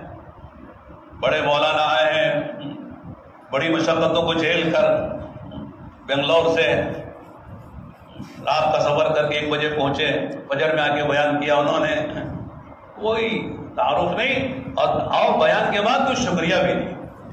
تعارف صرف اللہ کا، کسی مخلوق کا تعارف نہیں ہے. ہماری بات کا محور اللہ، اس کا رسول اور آخرت ہے، اور کچھ نہیں ہے. اللہ کو سمجھانا ہے، رسول اللہ کو سمجھانا ہے، آخرت کو سمجھانا ہے، اور کوئی تیسری چوتھی بات نہیں ہے. اگر دعوت کا محور اور دعوت گھومے گی اللہ اس کے رسول کے جانب، آخرت کو سامنے رکھ کر بات کی جائے گی، اس کے اندر تاثیر ہی الگ ہوتی ہے. تو معلوم ہی انہوں نے کہا کہ اب جان لگا، یہاں جان لگتی ہے، مال لگتا ہے، وقت لگتا ہے. ہر آدمی کی صلاحیتیں کھپتی ہیں، ہر آدمی میں جو صلاحیتیں اللہ تعالیٰ اسے لگواتے ہیں اور اللہ تعالیٰ اس کے دین کا کام لیتے ہیں. لوگ سمجھتے ہیں کہ صاحب بیان کرنے والا اصل ہے، بیان کرنے والا تو خطرے میں ہے. نہیں، لوگ جوائن کرنے والے کو جانتے ہیں، مولانا فلاں پرانے صاحب، لیکن بیان کرنے والا وہ خطرے میں ہے. لیکن جو آدمی بیان نہیں کرتا، روتا ہے، اللہ سے مانگتا ہے، راتوں کو جاگتا ہے، خدمت کرتا ہے، انفرادی بات کر کے لوگوں کی تشکیلیں کر لیتا ہے، لوگ اسے نہیں جانتے ہیں. اس لیے کہتے ہیں ہمارے یہاں دعوت میں ہر صلاحیت کی ضرورت ہے، کہ بات کرنے والا نہیں، بات کرنے والا تو خطرے میں. ایک مرتبہ مولانا سعید احمد خان صاحب بات فرما رہے تھے قرآنوں میں، فرمایا کہ دیکھو کبھی بھی دل میں یہ نہ لاؤ کہ صاحب میرے بیان سے تشکیل ہوتی ہے، میرے بیان میں اثر ہوتا ہے، بیان کا میں اہل ہوں، بیان مجھے ملنا چاہیے. کہتے خطرے میں. اور فرمایا بیان یوں سمجھو ایک زہر ہے، زہر کھانے والا کیا ہوگا سب جانتے ہیں، لیکن مجبوری ہے، تبلیغ میں یہ زہر کھانا پڑتا ہے. لیکن تریاق کے ساتھ، زہر کا تریاق اگر ہو تو زہر کا مضر اثر ختم ہو جاتا ہے. تو بیان کا تریاق، بیان زہر ہے تو تریاق کیا ہے؟ فرماتے اس کا تریاق کئی چیزیں ہیں. بیان کرنے والا اکثر کثرت سے عمومی گشت کرے، عمومی گشت کے ساتھ جو بات ہوتی ہے بیان کا اثر بیان کرنے والے پر ریئیکشن نہیں ہوتا ہے. بیان سے پہلے 2 رکعت نماز پڑھ کے اللہ سے مانگے، اے اللہ میرے ذمہ آ گیا ہے بیان مشورے سے، اے اللہ بیان کا جو مضر اثر ہے مجھ پر پڑنے والا اسے بچا لے، اور بیان سے مجھے بھی نفع ہو، سننے والوں کو بھی نفع ہو. ایسی باتیں اے اللہ میری زبان سے کہلوا دے. اللہ سے مانگے، اور بیان میں یہ نہ کہیں کہ صاحب تم یوں کرتے ہو، تم کو یہ کرنا چاہیے، سامنے والوں کے بارے میں یہ نہ سمجھے، اپنے کو شامل کر کے بیان میں بھی شامل ہوں. اس لیے کہ بیان کرنے والا جانتا میرے اندر کیا ہے کیا نہیں ہے، کیا خوبیاں ہیں کیا خامیاں ہیں، خلوت میں کیا کرتا ہوں، جلوت میں کیا کرتا ہوں. مجھے پتا ہے میری زندگی میرے سامنے کتاب کی طرح کھلی ہوئی ہے، دوسرے مجھے نہیں جانتے. جلوت میں لوگ دیکھتے ہیں، خلوت میں کون مجھے جانتا ہے، خوشی میں لوگ جانتے ہیں، غصے میں کون مجھے جانتا ہے. اور بیان کے بعد تشکیل کرے، جیسے انشاءاللہ ابھی ہوگی نا تشکیل. بیان سننے میں مزہ آتا ہے، تشکیل کے وقت بہت عجیب لگتا ہے. مولانا 1 گھنٹہ اور بیان کرے سن لیتے، لیکن تشکیل پر کیا مصیبت ہے یار. تو تشکیل پر پتہ چلتا ہے کہ میرے بیان میں کتنا اثر تھا. اس لیے کہ ہم دوسرے بیان ہو جاتا ہے، بلا دیا جاتا ہے، ہنسا دیا جاتا ہے، مجمع کو دعا کر کے چھوڑ دیا جاتا ہے، سمجھتے کہ صاحب میرا بیان شاندار ہو گیا. لیکن تشکیل پر پتہ چلتا ہے کہ ماشاءاللہ 1500 آدمی نے میری بات سنی، 50 آدمی نے نام نہیں لکھایا. مانا کہ پھس ہے میرا بیان کی کوئی اہمیت نہیں ہے. پھر بیان کے بعد 2 رکعت نماز پڑھ کے صلاۃ التوبہ اللہ سے معافی مانگے. یہ سارے احتیاط کے ساتھ جب بیان ہوگا تو پھر بیان کرنے والا بیان کے مضر اثر سے بچ سکتا ہے، ورنہ سامنے والوں کو ہو سکتا نفع ہو جائے، لیکن بیان کرنے والا خطرے میں چلا جاتا ہے. اس لیے کہتے ہیں ہمارے یہاں ہر صلاحیت کی ضرورت ہے. ایک آدمی روتا ہے نا، وہ ہمارا بہترین ساتھی ہے. ایک آدمی راتوں کو سامنے خدا کے سامنے کھڑے ہو کر اللہ سے دعا مانگ رہے ہیں، اللہ اے اللہ اے اللہ، یہ ہمارا بہترین ساتھی ہے. ایک آدمی زبان سے کچھ نہیں بولتا ہے، لیکن خاموشی سے بیٹھ کے ایک آدمی کی خوشامد کر کے تشکیل کر لیتا ہے، بیان نہیں کرتا، یہاں بٹھاؤ تو اس کے پیروں میں لرزہ آ جاتا ہے، زبان لڑکھڑانے لگتی ہے، لیکن ماشاءاللہ اطمینان سے ایک آدمی کی بات اس کے عذروں کا حل بتا کر اسے تیار کر لیتا ہے۔ اور اس سے آگے بتائیں، ایک آدمی نہ بولتا ہے نہ تشکیل کرتا ہے لیکن خدمت اچھی کرتا ہے، یہ ہمارا بہترین ساتھی ہے۔ میں ایک واقعہ سناتا ہوں عام طور سے، ہمارے یہاں رام نگر میں حضرت مولانا علی میاں حضرت مولانا قاسم قریشی صاحب رحمۃ اللہ علیہ کی بستی میں رام نگر میں حاجیوں کا جوڑ ہوتا ہے، ابھی بھی منگل چاشمہ جمعرات حاجیوں کا جوڑ طے ہوا ہے، ہر سال جو ہے رمضان کے بعد حاجیوں کا جوڑ ہوتا ہے۔ اس حاجیوں کے جوڑ میں ماشاءاللہ 2-3 ہزار لوگ حاجی آتے ہیں، ان کے ساتھ بھی لوگ آ جاتے ہیں، 3 دن تک ماشاءاللہ حج کا مذاکرہ، مقصد دعوت سمجھانی ہے، عنوان حج ہوتا ہے، تو حج کے موضوع پر دعوت کو لے کر اسے ذہن دعوت کا بناتے ہیں، اور آنے والے اکثر آپ جانتے ہیں حج پہ جانے والے کون لوگ ہوتے ہیں؟ مالدار ہوتے ہیں، اور اکثر مالدار جو ہے وہ دعوت سے اتنا منشر نہیں ہوتا ان کا سینہ، کبھی کچھ لوگ دور سے دیکھتے رہتے ہیں، اچھا کام ہے تم کرو، ہم بڑے لوگ ہیں۔ آدمی کیا سمجھتا ہے تبلیغ کا کام معمولی لوگوں کا، ہم بڑے لوگ ہیں، بہت خطرناک چیزیں ہیں۔ ٹھیک ہے، دعوت کے کام میں اکثر لگنے والے زیادہ بڑے نہیں ہوتے، وہ چھوٹے ہی ہوتے ہیں، معمولی لوگ ہوتے ہیں، درمیانی لوگ ہوتے ہیں، مڈل کلاس کے لوگ ہوتے ہیں، لیکن یہ سب کا کام ہے، اس لیے کہ نبیوں کا کام ہے تو ہر امتی کا کام ہے، ہر ایک کو کرنا چاہیے، لیکن ہم تو صرف مالداروں کا ذہن دعوت کا نہیں ہوتا ہے، بعض لوگوں کا ذہن مخالف بھی ہوتا ہے۔ تو رام نگر والے جو ہے ماشاءاللہ بڑی خدمت کرتے ہیں، بہت کھلانا، بعض شہروں کا مزاج ہوتا ہے، بعض خاندانوں کا مزاج ہوتا ہے کہ خوب خدمت کرنا، جیسے حضرت امام شافعی رحمہ کے بارے میں آتا ہے، مہمان آتا تھا تو حضرت کی تمنا ہوتی تھی کہ میرا سارا گھر مہمان کے پیٹ میں داخل کر دوں۔ عجیب، اللہ نے یعنی مہمان نوازی اور مہمانوں کا اکرام یہ ایمان کی علامت ہے۔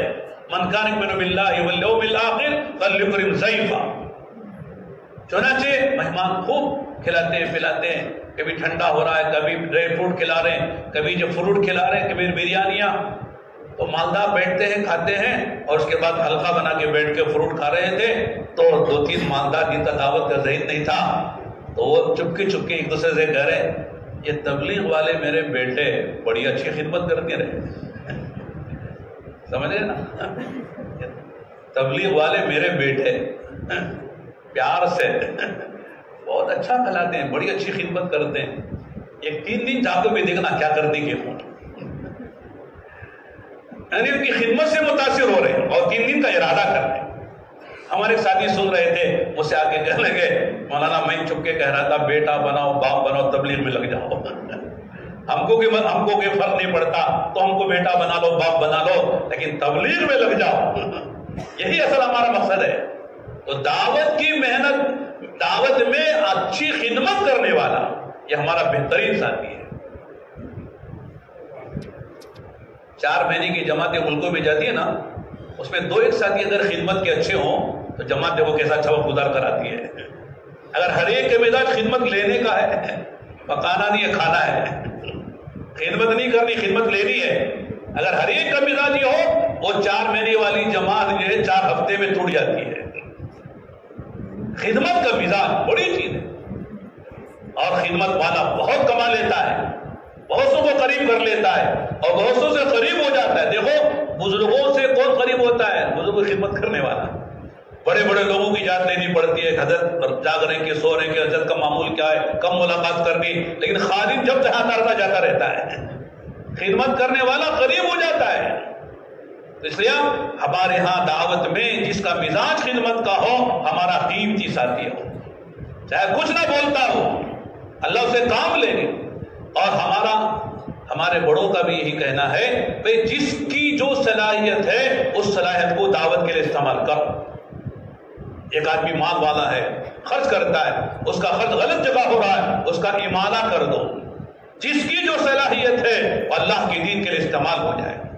اللہ کے نبی علیہ السلام نے صحابہ کرام کی جو صلاحیتیں تھی اسے آپ نے ضائع ہونے سے بچایا، اس کا ازالہ نہیں کیا، امالہ کیا۔ حضرت عمر، حضرت صدیق اکبر نے نرمی تھی، آپ کی نرمی کو استعمال کیا. حضرت عمر میں سختی تھی، ان کی سختی کو استعمال کیا. حضرت عثمان میں سخاوت تھی، ان کی سخاوت کو استعمال کیا. حضرت حسان ابن ثابت میں شاعری کا جوہر تھا، ان کی شاعری کو استعمال کیا. حضرت خالد بن ولید میں وہ جواں مردی تھی، شجاعت و بہادری تھی، اس کو استعمال کیا. جس کا جو جوہر تھا، جس کی جو صلاحیت تھی، اللہ کی دین کے لیے استعمال کر لیا. یہ امت میں اللہ نے صلاحیتوں کو بکھیر دیا ہے. تو میں کر رہا تھا کہ ان عالم نے کہا کہ یہاں آدمی اپنی جان لگاتا ہے، اپنا مال لگاتا ہے. یہ نہیں کہ صاحب جان میری مال تیرا تمہارا، ایسا نہیں ہے. بِأَمْوَالِكُمْ وَأَنفُسِكُمْ، جان بھی ہماری تمہاری، مال بھی تمہارا. جان بھی لگاؤ، مال بھی لگاؤ، پھر دیکھو اللہ تعالیٰ کیسے کام لیتے ہیں. اور جان مال لگا کر آدمی نہ جان سے نفع اٹھائے دنیا کا، نہ مال سے نفع اٹھائے دنیا کا، بلکہ جان و مال لگا کر کہے اللہ تو قبول فرما لے، اس سے میری آخرت بنا دے. اللہ کی رضا مقصود ہو اور آخرت مقصود ہو، اللہ کام لیتے ہیں. اخلاص بنیاد ہے، ہر کام کی جو اساس و بنیاد ہے وہ اخلاص ہے. اخلاص کیا ہے؟ وجہ عمل دیکھا جائے، یہ عمل میں کیوں کر رہا ہو. اگر اللہ کی رضا اور آخرت ہے سمجھ لو کام اخلاص کے ساتھ ہے. اگر اللہ کی رضا اور آخرت سے ہٹ کر کوئی اور بات آ گئی، جاہ کی طلب ہے یا مال کی طلب ہے، سمجھ لو کہ صاحب آدمی کا کام بڑے سے بڑا کام ہے، اس کی جان نکل گئی، روح نکل گئی. تو اس لیے دعوت کی انہوں نے کہا کہ ہمارے دعوت کی تبلیغ کے کام میں اتنی اللہ نے جو جان رکھی ہے، جو طاقت رکھی ہے، اتنی تاثیر جو رکھی ہے، اس کی وجہ یہ ہے کہ یہاں جو بھی کرتا ہے اخلاص ہے. جہاں ذرا اخلاص ہٹا وہاں مسائل کھڑے ہو جاتے ہیں. کام کر کے آدمی بڑا بننا چاہے، صاحب مجھے شورا میں لیا جائے، مجھے فیصل بنایا جائے، مجھے امیر بنایا جائے، ذمہ دار بنایا جائے، مجھے مشورے میں آگے بٹھایا جائے. یہ جذبات پیدا ہوتے ہیں تو پھر وہاں سے خطرہ پیدا ہو جاتا ہے، آدمی خطرے میں چلا جاتا ہے. کوئی پوچھے نہ پوچھے، کوئی اکرام کرے نہ کرے، مجھے کوئی آگے بٹھائے پیچھے بٹھائے، میری رائے کوئی لے نہ لے، میرے رائے پہ فیصلہ کرے نہ کرے، مجھے تو اللہ کے لیے کرنا ہے. تو آدمی چلتا رہے گا، اللہ کام لیتے رہیں گے. جہاں یہ باتیں خدا نہ خاصا شیطان دل میں ڈال دے، پھر وہاں سے میرے دوستوں آدمی نقصان میں آ جاتا ہے. تو اور یہ تفصیلات ہیں. آگے جو اور بات ہے، جو مزاج دعوت ہے جو انبیاء نے کیا ہے، اس میں فرمایا اللہ سے ڈر کر کام کرے، تقوی کے ساتھ کام کرے. خلوت ہو، جلوت ہو، غصہ ہو، خوشی ہو، آدمی کے دل میں اللہ کا خوف. ایک حدیث ہے لمبی، اس میں 3 باتیں ہیں. فرمایا کہ 3 باتیں کفارہ ہیں، 3 باتیں درجات کی بلندی کا سبب ہے، 3 باتیں نجات کا سبب ہے. کتنی باتیں؟ 3 باتیں یاد رکھ لیں. فرمایا 3 باتیں جو نجات کا سبب ہے. فرمایا اس میں العدل فی الغضب والرضا، آدمی کسی سے ناراض ہو یا کسی سے خوش ہو، کسی سے دوستی ہو دشمنی ہو، انصاف سے کام کرے. یہ نہیں کہ صاحب دوست سے انصاف، دشمن سے نا انصافی ہو گئی، نہیں. فالعدل فی الغضب والرضا، خوشی کا موقع ہے، غم کا موقع ہے، کسی سے دوستی کسی دشمنی ہے، انصاف کے خلاف کام نہیں کریں گے. اس کی تفصیلات میں جائیں، وقت ہو جائے. والقصد فی الفقر والغنا، اللہ نے مال دیا ہے، وسعت دی ہے، یا تنگی آ گئی، ہر حال میں درمیانی راہ چلو. یہ نہیں کہ مال ہے، ریل پہ لے اڑا رہے ہیں، یہ ذرا تنگی آ گئی تو ہاتھ روک لیا، جہاں خرچ کرنا وہاں بھی نہیں خرچ کر رہا ہے. تو فرمایا آدمی نجات نہیں پا سکتا، فقر و فاقے سے، تنگیوں سے، ترشیوں سے، مصیبتوں سے نجات نہیں پا سکتا. تیسری جو بات مجھے عرض کرنی وہ ہے خشیت اللہ فی السر والعلانیہ. فرماتے مجمع میں رہو، تنہائی میں رہو، خلوت میں رہو، جلوت میں رہو، رات کا اندھیرے میں، دن کے اجالے میں رہو، مسجد میں رہو یا بازار میں رہو، اللہ کا ڈر دل میں ہونا چاہیے. اللہ دیکھ رہا ہے، مخلوق دیکھے نہ دیکھے، مخلوق جانے نہ جانے، کسی کے علم میں آئے نہ آئے، لیکن اللہ مجھے دیکھ رہا ہے، لہذا اللہ سے ڈر کر مجھے کام کرنا چاہیے. آج کل اللہ معاف فرمائے، جلوت میں تو ماشاءاللہ ہر آدمی کیا کہنے، لیکن خلوت میں شیطان ایسے ایسے گناہ کراتا ہے کہ الامان الحفیظ. خاص طور سے جو آج کل موبائل کی وہ مصیبت آئی نا، اسمارٹ فون، موبائل، اس میں تو آدمی بگڑنا چاہے تو خلوت میں بگڑتا رہتا ہے، دیکھ کر سن کر سوچ کر پتہ نہیں آدمی کہاں سے کہاں گر جاتا ہے۔ تو لہذا ہر حال میں یہ سمجھنا چاہیے کہ اللہ مجھے دیکھ رہے، اس لیے کہ آدمی کو اللہ کی نافرمانی سے جو چیز روکتی ہے بچاتی ہے وہ صرف علم نہیں ہے، علم تو صرف راہ دکھاتا ہے، لیکن جو رکاوٹ جو روکنے والی چیز ہے وہ اللہ کا ڈر ہے۔ اس لیے اللہ سے مانگا گیا ہے، جو دعائیں معصور و منقول دعائیں ہیں ان میں ایک دعا ہے اللہم اقسم لنا من خشیتک ما تحول به بیننا وبین معاصیک، اے اللہ تیری تقسیم ہے، کسی کو دولت دیتا ہے، کسی کو عزت دیتا ہے، کسی کو مال دیتا ہے، کسی کو اولاد دیتا ہے، اے اللہ میری تمنا اور آرزو تجھ سے یہ ہے کہ جب تیری تقسیم نعمتوں کی ہو رہی ہو اے اللہ اس وقت مجھے اپنا ڈر دے دے، جو ڈر مجھے تیری نافرمانی سے بچا لے۔ اس لیے قرآن کریم میں سب سے زیادہ جو حکم دیا جس صفات میں سے جس صفت کا وہ تقوی کا ہے، اتقوا اللہ اتقوا اللہ۔ نکاح کی محفل میں جو آیتیں پڑھی جاتی ہیں اس میں بھی ہے نا اتقوا اللہ، 3-4 آیتیں پڑھی جاتی ہیں، ہر آیت میں اتقوا اللہ، اللہ سے ڈرو، اللہ سے ڈرو۔ یہ نہیں کہ صاحب آپ جو غم میں اللہ سے ڈر رہے ہیں، خوشی میں اللہ سے نہیں ڈر رہے، ایسا نہیں ہے، خوشی ہو یا غم ہو اللہ سے ہر حال میں ڈرو۔ تو دعوت کے کام کرنے والے پر خوف کا غلبہ ہونا چاہیے، آخرت کا غلبہ، آخرت کا فکر ہونا چاہیے۔ اے اللہ کہ ایسا نہ ہو میری کسی ناکردنی کی وجہ سے میرا کیا کرایا سب ختم ہو جائے۔ تو اور یہ بھی ایک مستقل موضوع ہے، مذاکرے کی چیز ہے۔ اور آخری جو بات ہے وہ ہے دعوت کا کام تحمل کے ساتھ کیا جائے، تحمل کے بغیر دعوت کا کام نہیں ہوتا ہے، برداشت کرنا پڑے گا، سہنا پڑے گا، اپنوں سے بھی سہنا پڑے گا، پرایوں سے بھی سہنا پڑے گا، اچھے لوگ مخالفت کریں گے ان کو بھی جھیلنا پڑے گا۔ انفرادی اعمال آدمی کے لیے آسان ہے، آپ پورے رمضان کے اعتکاف کیجئے، آپ کو کوئی برا بولتا ہے؟ آپ اعتکاف میں اللہ کے گھر میں ہیں، آپ ہمارے گھر میں دعا کر دیجیے، ہر سال آپ عمرے پہ جا رہے ہیں، حج پہ جا رہے ہیں، لوگ آپ سے دعائیں کروائیں۔ انفرادی جتنے آدمی کے اپنے اعمال ہیں اس میں کوئی آدمی کے لیے زیادہ مجاہدہ نہیں ہے لوگوں کی طرف سے، ہر آدمی آپ کا اعزاز کرے گا، اکرام کرے گا، احترام کرے گا، لیکن جب آدمی اجتماعی طور پر دعوت کا کام شروع کرے گا تو وہاں سے حالات آئیں گے، تو کہیں گے وہ ہو، جیسے ہمارے یہاں مشہور ہے نا، لوگ کہتے ہیں او ہو 100 چوہے کھا کے بلی ہچو چلی۔ جانتے ہیں آپ کتنے پانی میں کیا کرتے تھے، آپ کی جوانی کہاں گزری، مال کہاں سے کمایا، کیا کرتے ہیں، تمہارے خاندان کا کیا حال ہے، سب جانتے ہیں۔ جاؤ جی، بنگلور کی زبان میں جاؤ جی جانتے ہیں کتنے آپ کتنے پانی میں ہیں۔ یہ تانے سہنے پڑیں گے، لوگوں کی کڑوی کسیلی کو برداشت کرنا پڑے گا۔ جب آدمی یہ سہ لیتا ہے، برداشت کر لیتا ہے، اللہ کام لیتے ہیں۔ ورنہ میرے دوستو تھوڑی سی بات پر آدمی ناراض ہو گیا، ناک پہ غصہ آ گیا، میں اللہ کے لیے بول رہا ہوں تو مجھے بولتا ہے، بھاگ یہاں سے۔ اگر آدمی نے یوں ڈانٹ دیا، ڈپٹ دیا تو کام نہیں ہوگا، برداشت کرنا پڑے گا۔ اسی لیے فرمایا تخلقوا باخلاق اللہ، اللہ کے اخلاق کو اپناؤ، اللہ حلیم ہے تو ہم کو عبد الحلیم بننا چاہیے، حلیم کا بندہ بن کے علم والی صفت اپنے اندر پیدا کرنا چاہیے۔ اگر اللہ حلیم نہ ہو تو دنیا میں کوئی بے ایمان باقی نہیں رہے گا۔ اللہ کی صفت علم اگر نہ ہو تو کوئی کافر رہے گا؟ اللہ کی زمین پر ہے، اللہ کی ہوا سے سانس لے رہا ہے، اللہ کے پانی سے اپنی زندگی گزار رہا ہے، اللہ کی نعمتوں کو استعمال کر رہا ہے، اور اللہ کے غیر کا سجدہ کر رہا ہے، اللہ کے غیر کو پوج رہا ہے، لیکن اللہ تعالیٰ حلیم ہے۔ ٹھیک ہے، چلتے ہیں۔ اللہ کے بعد سب سے زیادہ علم نبیوں میں ہوتا ہے، ہمارے نبی کا کتنا علم تھا۔ کہتے ہیں ایک دیہاتی آئے، اگر کہا محمد صلی اللہ علیہ وسلم مجھے اتنا مال چاہیے، آپ نے کچھ دیا؟ انہوں نے بھرے مجمع میں کہہ دیا میں تو آپ کو بڑا سخی سمجھ کے آتا، آپ تو بڑے بخیل نکلے۔ الیاذ باللہ، دیہاتی لوگ ایسی باتیں کر دیا کرتے تھے۔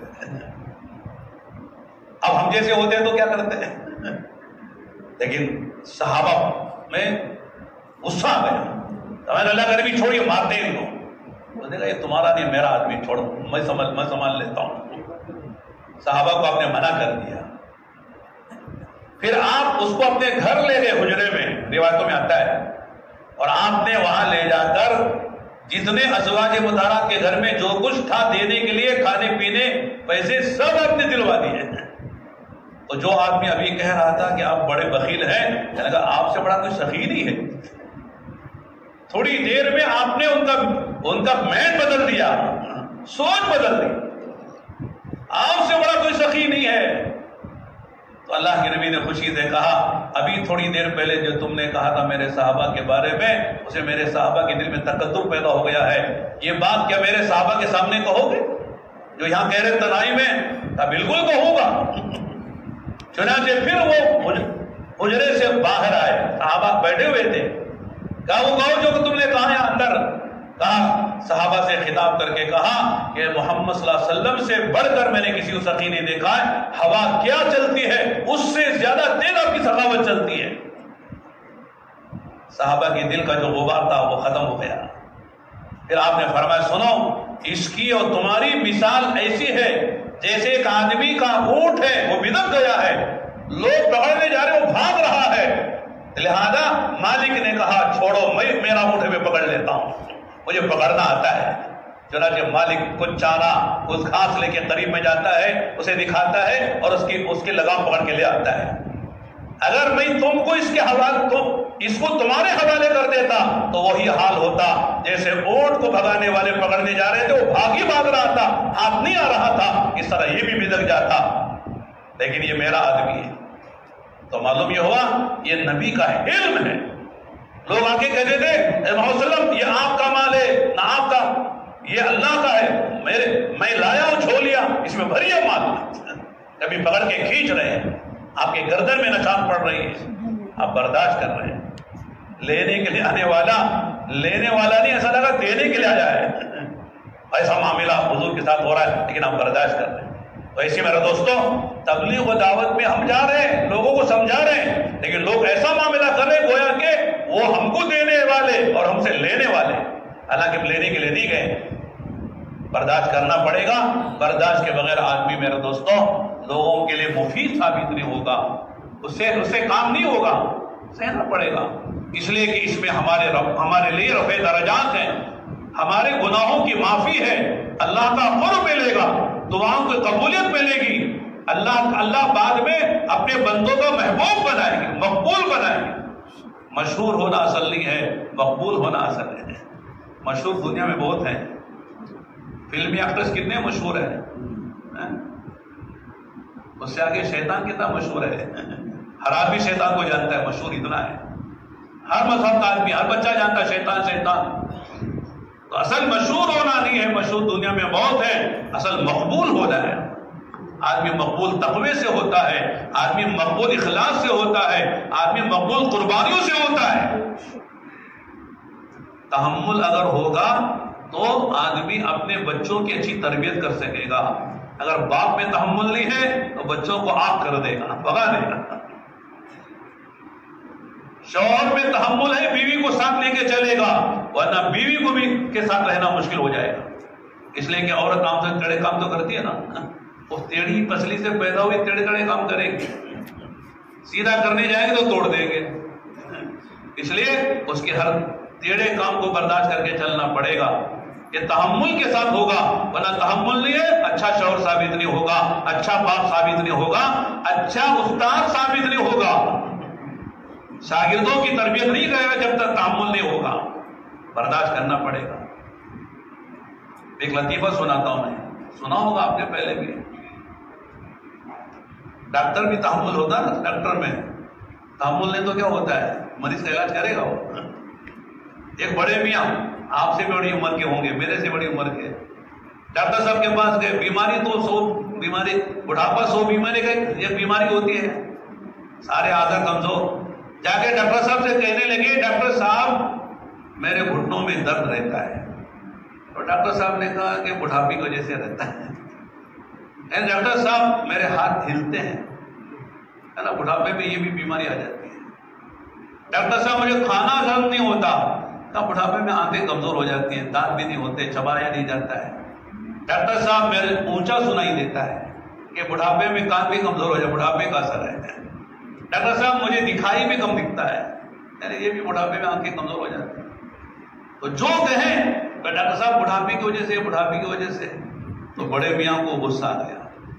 عجیب ڈاکٹر ملا یار، جو بولتا ہوں بڑھاپا بڑھاپا بولتا ہے. تو اپنا ہاتھ پہلے سے ڈھیلا ڈھیلا ہوتا ہے، اٹھا کے زور سے تماچا مار دیا ڈاکٹر صاحب کے چہرے میں. ڈاکٹر صاحب نے مسکرا کے کہا یہ بھی بڑھاپے کی وجہ سے ہے. جو آپ نے تماچا مارا ہے یہ بھی بڑھاپے کا اثر ہے. تو آدمی اچھا ڈاکٹر اس وقت ہوگا علاج کرنے والا جبکہ اس میں تحمل ہو. تحمل نہیں ہے بیمار بھاگ جائے. لوگ کہتے ہیں نا صاحب ڈاکٹر کی دوا سے بہتر اس کی باتوں سے علاج ہو جاتا ہے.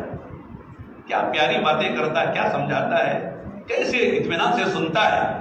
تو آدھی بیماری ڈاکٹر صاحب کی باتوں سے نرمی سے ہلکی ہو جاتی ہے. ایک ڈاکٹر بہت اچھی دوا دیتا ہے لیکن بڑا سخت مزاج ہے، بیمار کی بات سنتا ہی نہیں ہے. ہم جو بول رہا سنو. وہ ڈاکٹر بیمار کا بلڈ پریشر بڑھ جاتا ہے، سنتا ہی نہیں.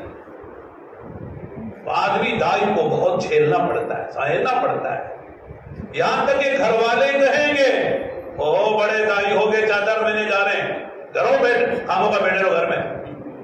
بیوی کہے گی، بچے کہیں گے، برداشت کرنا پڑے گا، ان کو بھی جھیلنا پڑے گا.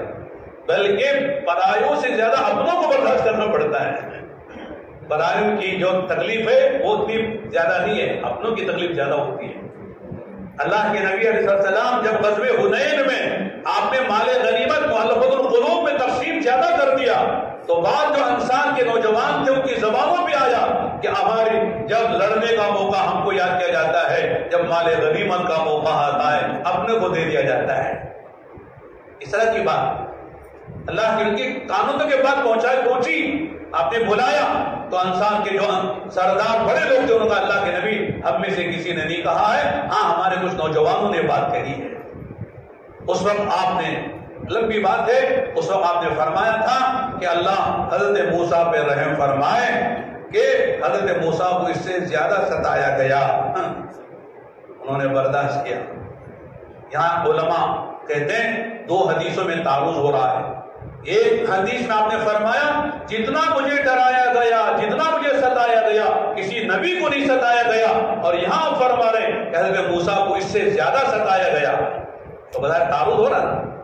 تو فرمایا مجموعی اعتبار سے دشمنان اسلام کی طرف سے جتنا ہمارے نبی کو ستایا ڈرایا گیا کسی نبی کو نہیں ستایا گیا، لیکن اپنے ماننے والوں کی طرف سے جو ایمان لا چکی تھی بنی اسرائیل، انہوں نے جتنا حضرت موسیٰ کو ستایا ہے اتنا کسی نبی کو کسی ماننے والوں نے نہیں ستایا. کبھی کہہ رہے لن نصبر علی طعام واحد، یہ کھانا من و سلوا کھاتے کھاتے تھک گئے ہیں، ذرا پیاز لہسن دال دلیا اٹھا لیے ہیں.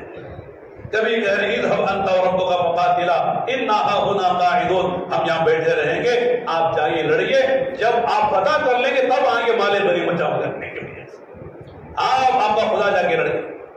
کبھی کہہ رہے کہ صاحب اللہ کو دکھا دیجیے، علانیہ دکھائیے، تب تک ہم نہیں مانیں گے. یہ کون؟ ماننے والے لوگوں نے ستایا ہے. تو جب اپنے لوگ ستاتے ہیں تو زیادہ تکلیف ہوتی ہے. دوسرا کوئی گالی بھی دے دے آدمی کہتا چارج ہے، لیکن اپنا لڑکا اگر ہم نے نصیحت کی آنکھ اٹھا کے یوں دیکھ لیا تو آدمی کہتا اچھا مجھے آنکھ دکھاتا ہے. اپنا لڑکے کا آنکھ دکھانا بھی برداشت نہیں ہے، دوسرے بچے کی گالی دینا بھی برداشت ہو جاتا ہے. اپنوں کی پریشانی، اپنوں کی طرف سے تکلیف جو ہوتی ہے وہ زیادہ ہوتی ہے. اس لیے فرمایا جیسے ہم ایک جواری ہے، ایک بے نمازی ہے، شرابی ہے، اس کو چھین لیتے ہیں، اس کو برداشت کر لیتے ہیں، اس کا اکرام کر لیتے ہیں، اس طرح میرے دوستوں اپنے ساتھی کو بھی جھیلنا پڑے گا، اپنے ساتھی کو ساتھ لے کر چلنا پڑے گا.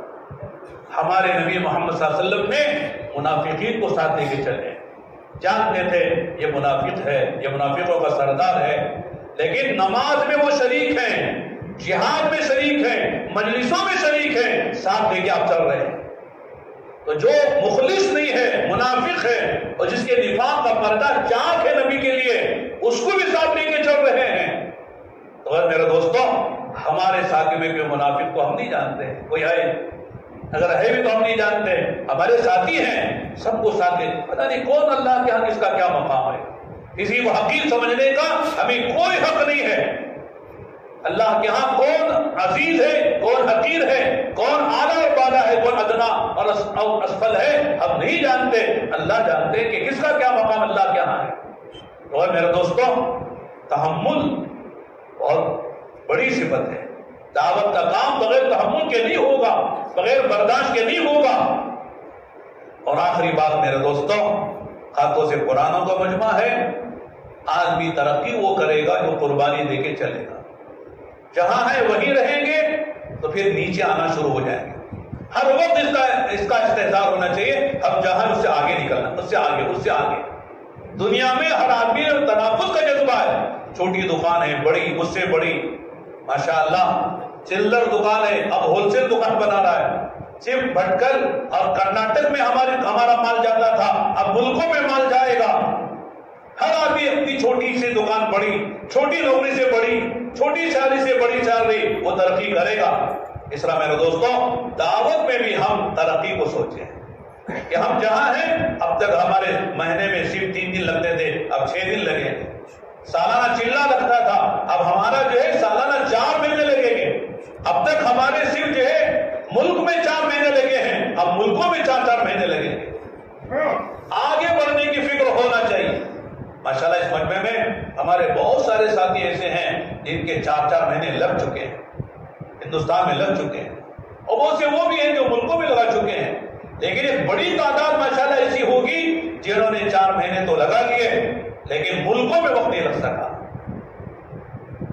ابھی ہمارے منگل کو مشورہ تھا، فاروق بھی سنا رہے تھے کہ صاحب ابھی جو پرائیویٹ میں جو جوڑ تھا قرآنوں کا، اس میں 92 ملکوں کے ذمہ دار ساتھی آئے، 92 ملکوں کے شورا کے لوگ ذمہ دار پرانے ساتھی آئے، اور ہر ملک والوں نے تقاضا رکھا کہ صاحب ہندوستان کی جماعتیں ہمارے ہیں، پڑوس کی جماعتیں ہمارا بھیجو، ہمارا ملک کھل چکا ہے، اور ماشاءاللہ ہمارے بڑے ملکوں میں جا رہے ہیں۔ ابھی مولانا ابراہیم صاحب دامت برکاتہم انگلینڈ کے یورپ کے سفر میں ہیں، پھر وہاں سے ترکی آئیں گے، اور ماشاءاللہ کئی جماعتیں افریقہ کے ملکوں کے لیے بنی ہیں۔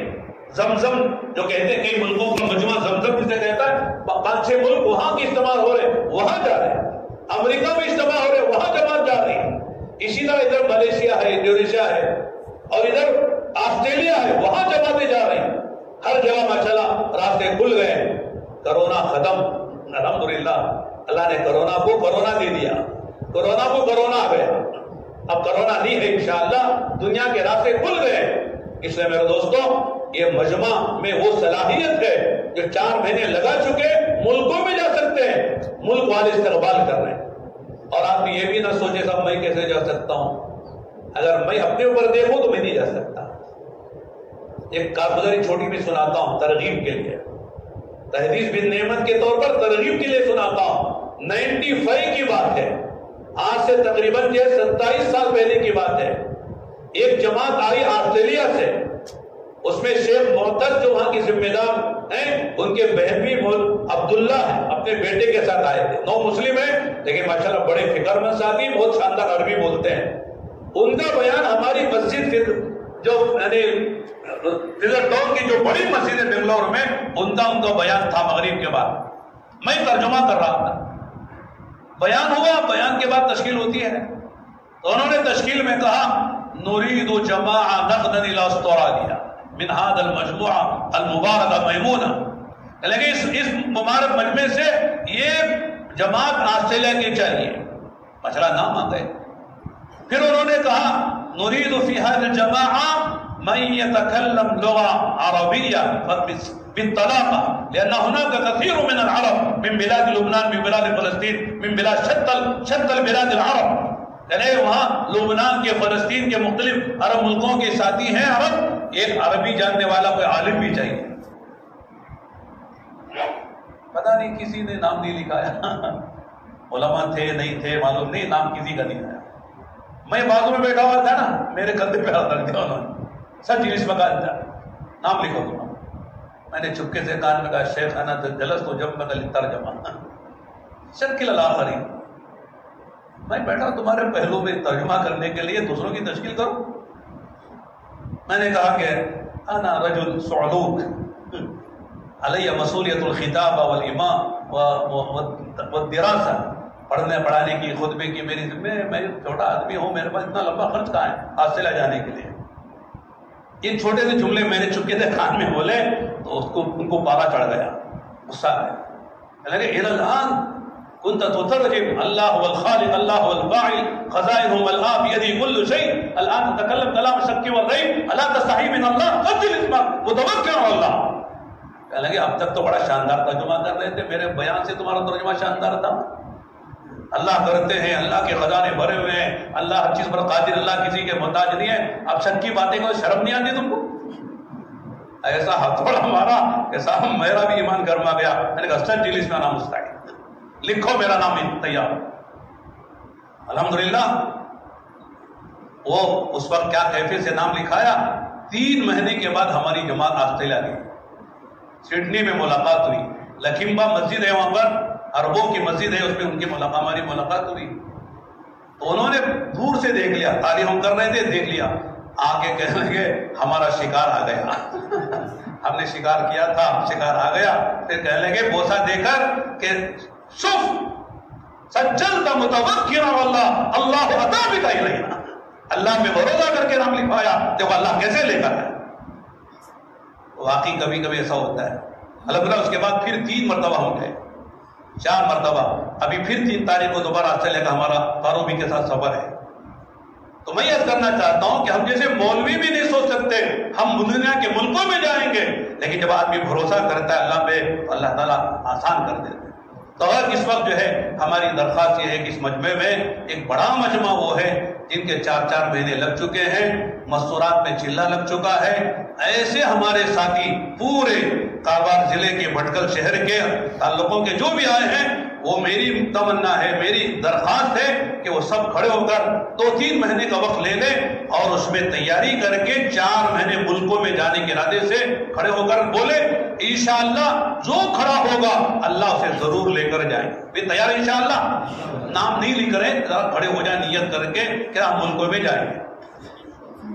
جو کھڑا ہوگا اللہ اسے لے جائیں گے، یہ بات طے ہے. جو نیت کرے گا اللہ اسے ضرور لے جائے گا.